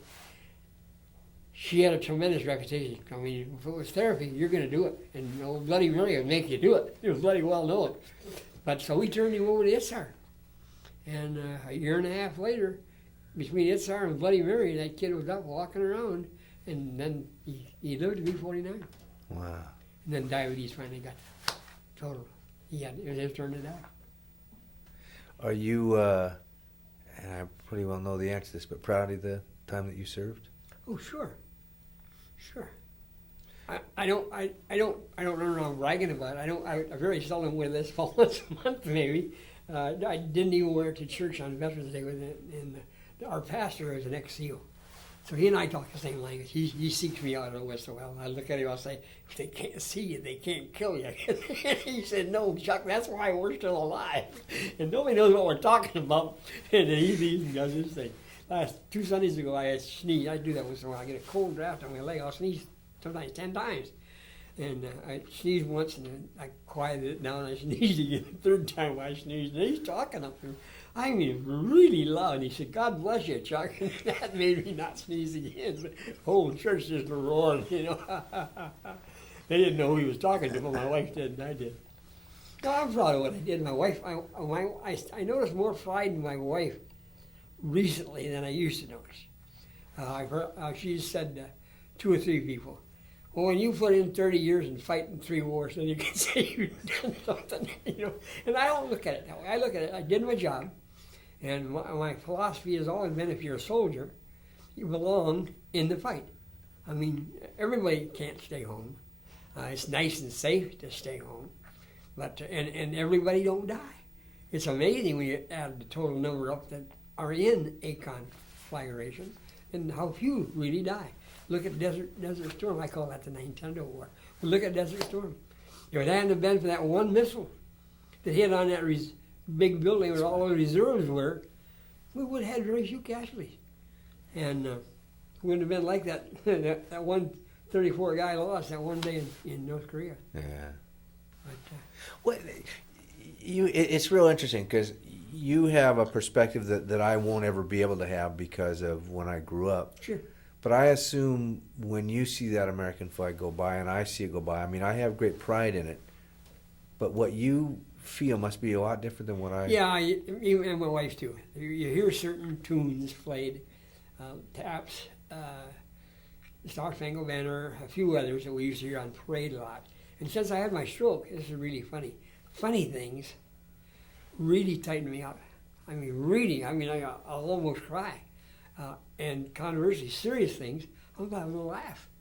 I mean, it's just a mental thing that happened as a result of my stroke. And it's not unusual. It happens to a lot of stroke victims. Huh. But no, I know there are times when you think, what was I doing? But you're just doing your job. Like I said, right now, I'm into my 10th tape.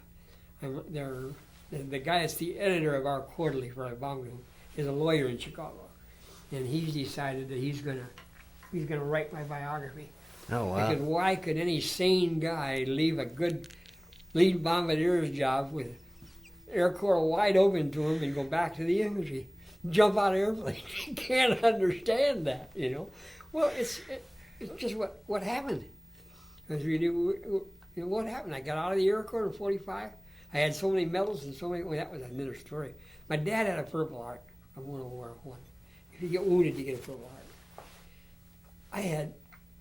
if he takes the stuff out, I had silver stars, I had bronze stars, I had DFCs, I had air medals up the kazoo, like 7, I think, altogether. And when I come home from World War II, my dad says, "Where's your Purple Heart?" And I said, "Dad, I ain't got no Purple Heart. You know, I had navigators killed in the nose with me. I had knocked off the side a couple times and all kinds of holes in the airplane. Never had anybody killed in an airplane I was in, though. That was one of those things." But I said, "Dad, I didn't get shot." He asked me this till the day he died, really. "You want a color, will you?" I said, "Well, I don't think so, Dad." So I went to Korea, come back home with more decorations. He'd take me down the shop where he worked. He always had to wear my uniform. "Look at this." You'd show all these guys, you know, breaking his kid up.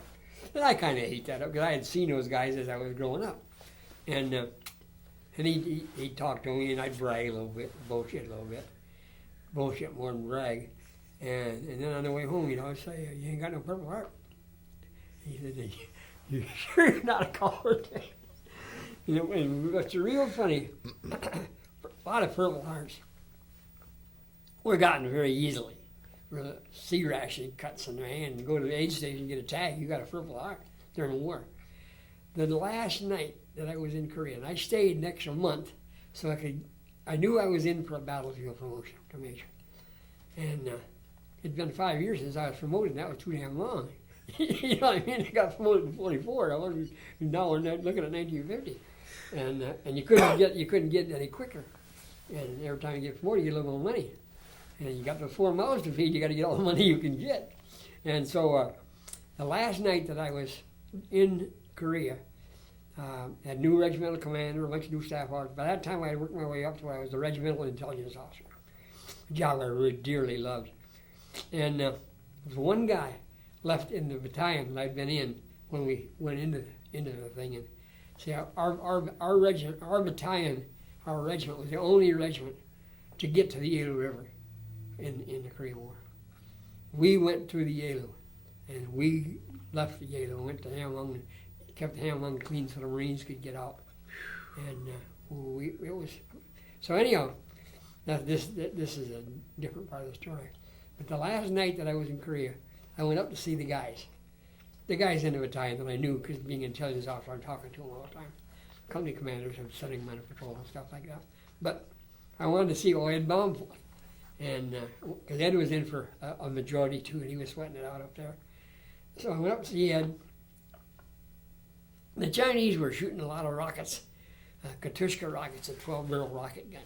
And they're not very accurate, but they can sure blanket the side of a hill, and they go off and they make big noise. They're big, you know, like a 1.2. So I got up there and they had the battalion CV in a dugout with a canvas over the top. They had some sandbags, so you're not going to get any direct fire, but you're allowed to get flak. And they had secured the tent with barbed wire pickets.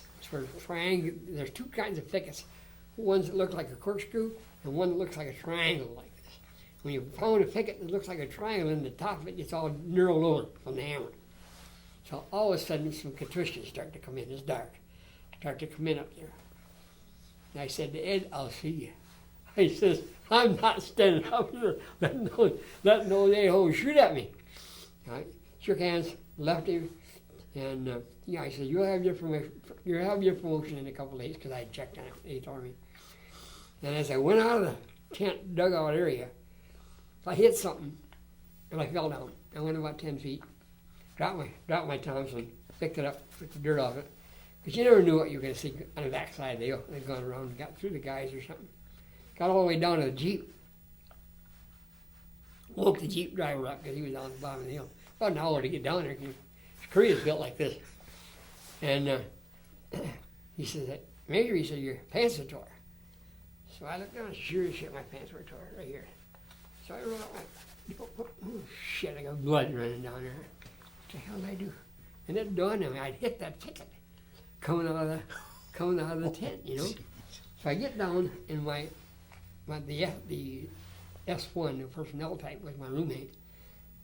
And so I got my pants up and bandaged it. He said, "Ole, what are you doing?" I said, I either got hit or I hit a damn metal picket. He said, "You better go see the doc." The doc was 2/10 regimental. So I went over and showed the doc. He said, "How'd you do this?" And I told him the same story I told you. He said, "You probably hit the picket." I said, probably. He says, I better give you a tetanus shot. He says, and if I do, he says, I got to write you up a tag. He said, I give you a tetanus shot, you got to stay here 2 days. You know, he said, and I said, you mean you want to give me a tetanus shot, and you want to write me up, and I got to stay here 2 more days? And he says, yep. And I says, take your tetanus shot. I'm going home. And then he said, but you can get a Purple Heart too. And I didn't go. I went back down, bandaged it, and I went home. So you never got the Purple Heart for your dad? I never got a Purple Heart for my dad. No, that was funny. Well, thank you very much. I sure got been good. Enjoyed it. It's fascinating. I mean, you saw some. It's part of life, you know. Part of life. It's interesting how you grew up with it.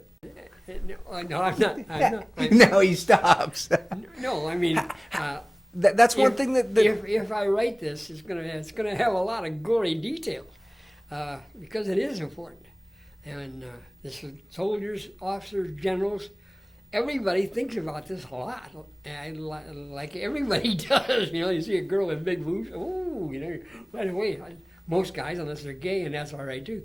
They see a guy with big cheeks, that's if they're gay. Oh, they got the same thing. And I'm laughing at that because one of my grandsons is gay. I mean, I don't have a lot to do with him, but I still like him as my grandson. I tried to get him to go in the Army, and he laughed. I told him we didn't have any problems with gays when I was in the Army. You just put them on the point. It only lasted a couple of days. Didn't have to worry about them. They were gone, you know. Same way with wax. I remember we got wax in the Army back in '41. Word come out, Women's Army Corps. First thing the guy said, whack for every sack. He said, we'll put it right in the holes with us. And that's what they were thinking. Somebody was going to supply us with ladies. But that's a thing that's on the soldiers' minds. I would imagine, because it is a bunch of men shoved in. And the worst things that we can do is like they did in Japan. They did it in Africa, but General Patton changed that in a hurry, is make them all off limits. In Japan, no soldier could, what the hell is the word? Said the word 1,000 times. I guess they had some get together with the Japanese girls. Okay, they could go on fast. They could go to town. They could go in a tea house and have tea or sake, but they couldn't have anything to do. Fraternize. No fraternization. But I had soldiers get 3 cases of VD through the chain link fence. Actually, truthfully, did. We had a chain link fence around the base, and we had guards going around the fence, and they would chase the Japanese girls away. Shit, I mean, they'd shove a couple of packages of cigarettes at her, she could care less. And I'm not saying this derogatorily against Japanese girls, but there were no men around. We had killed a lot of Japanese. They were short of men, and our soldiers. And one time in Japan, it got so bad that when a guy come through the main gate, if he'd been out more than 6 hours, he automatically got a shot at penicillin, because we had so much DVD. General Patton had something like that in Europe. He got people and formed brothels, and you could go to the first sergeant and give things the soldiers. I didn't have any direct knowledge of this. I got this from a guy who was in the 15th Infantry in the 3rd Division. He was the S1 in Korea with me, and he taught at Leavenworth with me. His name was Fred Huck. And Fred said when he was in the 15th, a soldier could go to the first sergeant and get a fuck check. And he could go to this whorehouse, give the girls some money, and get a fuck check, and then he went to the MPs and he got a shot and go back to his place. But Patton recognized that, you know, soldiers are thinking like this. Otherwise, they're out there raping and rampaging. We stripped, when we got ready to go to Korea, we had a lot of guys in the stockade, because we had a lot of low caliber people. And we had one in particular who was a great BAR man, but he was rotten. And he was in the stockade for raping a 90-year-old Japanese lady. And how he got her, he climbed in the bed with an 18-year-old, and the 18-year-old rolled away, and he rolled over on this 90-year-old lady and did his thing. And of course, we tried him and sent him to Leavenworth. A long course.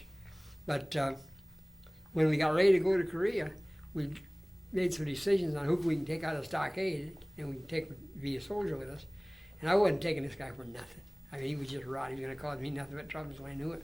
But the regimental or the battalion exec, who was an old airborne major and a great guy, said, take him. Let me have him. He says, I'll make him my bodyguard. I'll keep him in a Jeep with me. He can shoot that BAR. And he said, I'll feel safe with him. I said, okay, Major. I'll get him out. I'll turn him over to him. I'll feed him. I'll quarter him. But if he gets in any trouble, you're going to take care of it. Because I know he's going to be in trouble. Went into Korea, landed right behind the Marines about the third day. Major comes to me and he said, well, Chuck, I guess you're right. He said, I don't remember the guy's name. He says, he's gone. I said, when did he leave? He said, last night. I said, did he take the chief? He said, no, he didn't take the chief. I thank God. He's gone. 3 days later, he picked him up for raping some Japanese. Oh, boy. And, of course, we got another court martial to go through. And, because you just can't keep them guys up in the front with you. See, that's the one thing over in Europe that they kind of leave out of the history books. I mean, I've talked to a couple guys that were in Italy, and they talked about that, and different COs handled it differently. Some said, fine, go ahead, but we want to make sure. Actually, some of them said that they brought the prostitutes in and checked them out and made sure they're okay, and then sent it and said to the guys. And then there were other COs that said, that's off limits. You aren't going to. Well, it depends on, how much latitude you got. And you can do certain things, but pretty soon if you do them wrong, it's going to affect your career.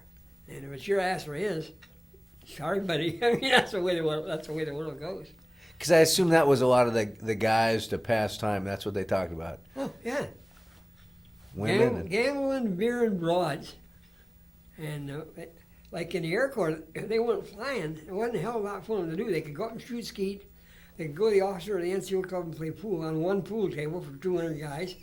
Or they could walk around in the rain. Or they could read, or they could write letters home, and they could lay there and pray for good weather so they could go on a mission and get out of it. It was just totally boring, And if you get 3 missions in a row, my gosh, that was really something to behold. And that was the thought process, wasn't it, too? You wanted to do the missions because you could go home. Yeah. Yeah. And then they kept cheating on you and raising the bar.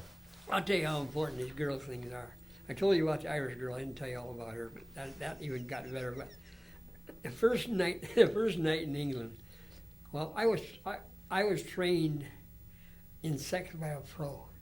Okay, I'll tell you that story in a minute, because that's what's going into my chapter. Anyhow, we arrived in England, not gone to Ireland yet, in this big reception center. Had to go through a briefing in the rain. One of the first things that happens, the chaplain talks to us. And he tells us how bad the German girls are. They all got disease.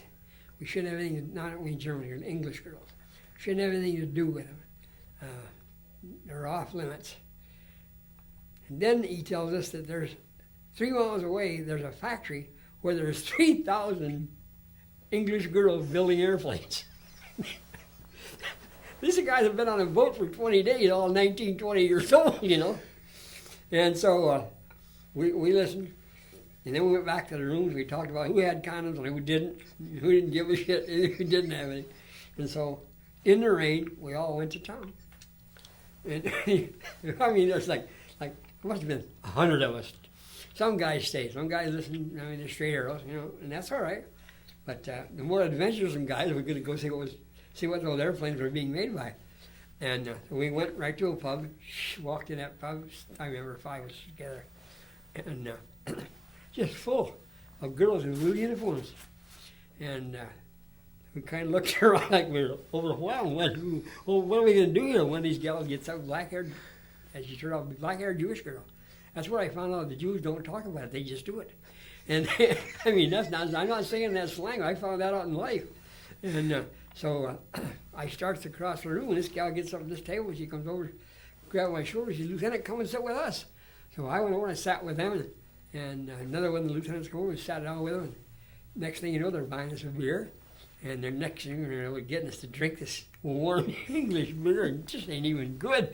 And but they're drinking it, so we drink it. After about 3 beers, she said, "I think you and I should go to the farmhouse." And I looked at her, and she said, "It'll be okay." I said, "Go to a farmhouse. Is there a farmhouse around here?" She said, "Yeah." And I was starting to get the drift then. And again, 19, 20 years old. And she was about the same age. And a pretty stacked young lady, dark hair. I had her name for many years, but I lost it sometime. And so we go out in the rain. We walk down the field about a quarter mile away. And here's a farmer's house, all right, over there. But here's piles of hay, about 10 feet high and about 10 feet wide. She goes over to one of these haystacks, pulls the center of it out, and in the center of that haystack is a vertical room, but it's dry, you know. And so we climbed back in there, took off our raincoats and the rest of our things, and we stayed in the goddamn straw in the rain for a couple hours. And then we would come out. She went one way, and I put our rain jackets and raincoats on, and I went the other way. That was our first night in England. And by the time I got back, I talked to some other guys, and they ended up in something similar or someplace. So that must be where the term of rolling the hay came from. At least, you know, that was done a lot. No, when I was in the CMTC, Dad, and I got to let you go. Oh, shit, it's 12 o'clock, yeah. Dad, when I come home to CMTC, I said to Dad, because I hadn't been really interested in girls. I was too interested in my sea scouting and hunting and fishing and ice skating and and playing a little football, doing the things that I like to do. Boxing with the junior guys in junior high school, and going to church a little bit, not as much as I should have, but I did. But when I went down to the CMTC and came back, again, I'm just 16 and a half years old. All those guys talked about down there was pretty. And that's all they talked about. There was black guys and white guys all in the same tent, you know, and that's all they talked about. One black guy with a dong that long said, oh, hell, I got that big like that. We're wrapping a rope on it and pulling it every day, you know. And he actually did that in the tent at night. He wrapped a rope around it, give it a few jerks to make it long. So, but I wasn't off on this stuff. So I come back home and I said to Dad, I said, what's all these guys want to talk about is women and screwing them. He said, yeah, he said, you're about that age where that's going to be going across your mind a lot. And I said, I haven't really had that, you know, in the time of the urge. I'd been to dances and things like that, but didn't have a steady girlfriend or anything. He says, well, he said, the only advice I got to give you, he says, is you want to stay here straight. He said, keep it in your pants. He said, that's the best place for you to do. And he says, if you want to play with yourself, go ahead. So you're limiting my sexual advice. So I played it pretty cool, you know. So I went on active duty with the guys. We went to Camp Livingston, Louisiana, just outside of Shreveport, Louisiana. We had a 32nd Infantry Division on this side of town. On the other side of town was the 82nd. It wasn't airborne yet, but it was the 82nd Infantry Division. In the town were two huge buildings on each side of the town. Sister Sue's and Ma Hummel's whorehouse. These things were 3-story buildings. And on payday, a guy could get in the line with a bottle of booze. Before he could get to the door with his $2, he'd be dead drunk and couldn't make it. I mean, the lines for payday times were terrible, you know. So my guy said, "Come on, we're going down to my home." So okay, we got a couple of dollars. Let's go down there. And finally, we worked our way up there. I paid the gal my $2. I knew what the hell I was going to do, really.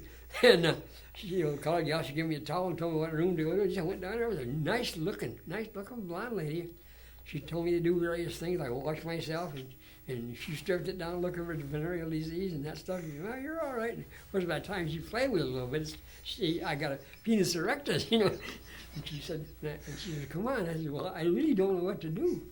And she said, you mean you've never done this before? And I said, no, and I can't figure out how a nice-looking girl like you would be doing this. Yeah, I mean, that's the truth. I mean, I guess 1,000 guys have said this to whores, but she said, I'll show you. So we did our thing. It must have taken 3 minutes at least. And then she told me, she said, I like you. She said, well, don't come down here on payday. She said, you come down on the 28th or the 29th, and she said, you can walk right up to the door, and we girls can spend some time with you. So I told my buddy Bill Wills this, and so we saved our money to the end of the month. This is before they were married. Well, in fact, a couple times after before we were married, and this was before we went on the big maneuver. And Bill and I'd take our $2 and we'd go down there on the 28th, when we could get away, for the first time, go in there and sit and talk with the girls. I mean, sit around for maybe an hour, sometimes 3 or 4 girls. Then this one gal and I would end up in bed. Man, she gave me, I graduated from Sex 101 in a hurry. She said, I'm going to teach you how to do this so you please every girl you ever meet in your life. And she was serious, And I had never really thought about it very much until this guy started talking about the book and the autobiography. And then I got to thinking about this. And from then on, and one of the things she said that every girl that's out there wants to do it. She said they really want to do it, but some of them are bashful. Some of them are afraid to say they want to do it. Some will say no and they mean yes. That was a bad piece of advice, particularly in today's world, where I said no and close the door and you're going to bed for rape with it. Anyhow, in those days, well, I said, well, she said no, she really means yes, just try a little harder. But she was right. Boy, she educated me. And I'm not saying this bragging, I never ever had any problem with women there.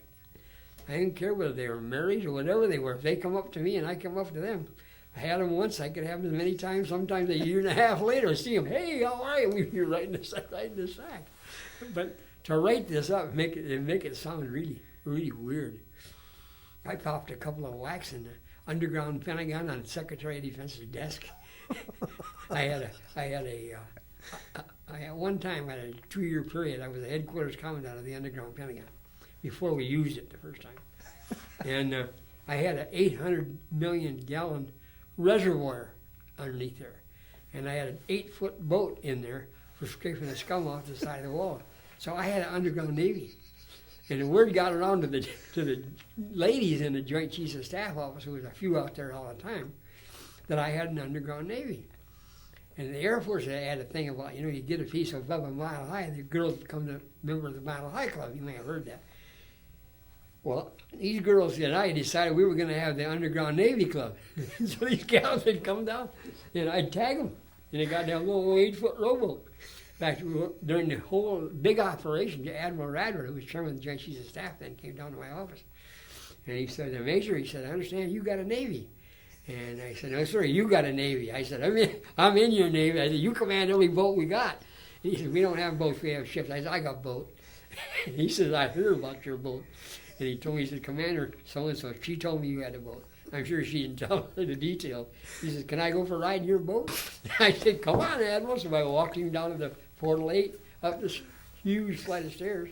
There's my boat. He gets in the back of my boat, and I roll him around, roll him back. Comes back, he says, now I've lived on everything the goddamn Army owns. He said, I sold the underground Navy. Well, thanks a lot, Major, and he left. But, oh, God. Yeah, no, you definitely have to put that in the book. Because, again, that's the stuff the history books left out.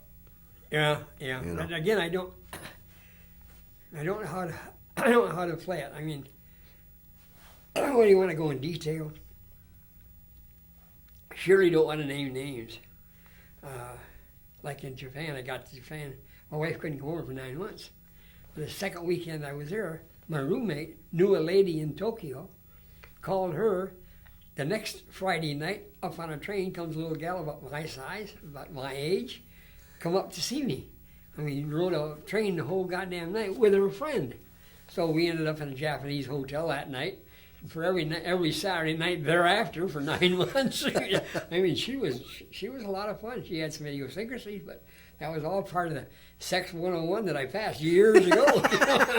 When they want to do, you let them do. What the hell? And she was a great gal, little gal from Boston. What the hell was her name? Antoinette Lafreniere, a French girl. And as it turned out, I went to Yokohama to meet my wife, who was coming in on the Rose after a 16-day boat ride, and we called her Scotia. And Scotia was leaving the day before. So I went in a day early to say goodbye to Scotia. Terrible. Sometimes I think I was a terrible person for doing all that. And then again, I say, oh, hell, it's just human nature, You see, you're just like everybody else. But I guess the Lord said, yeah, you son of a bitch, you did get away with a lot of stuff. But I made a lot of girls happy, too. You were just doing your international diplomacy. So,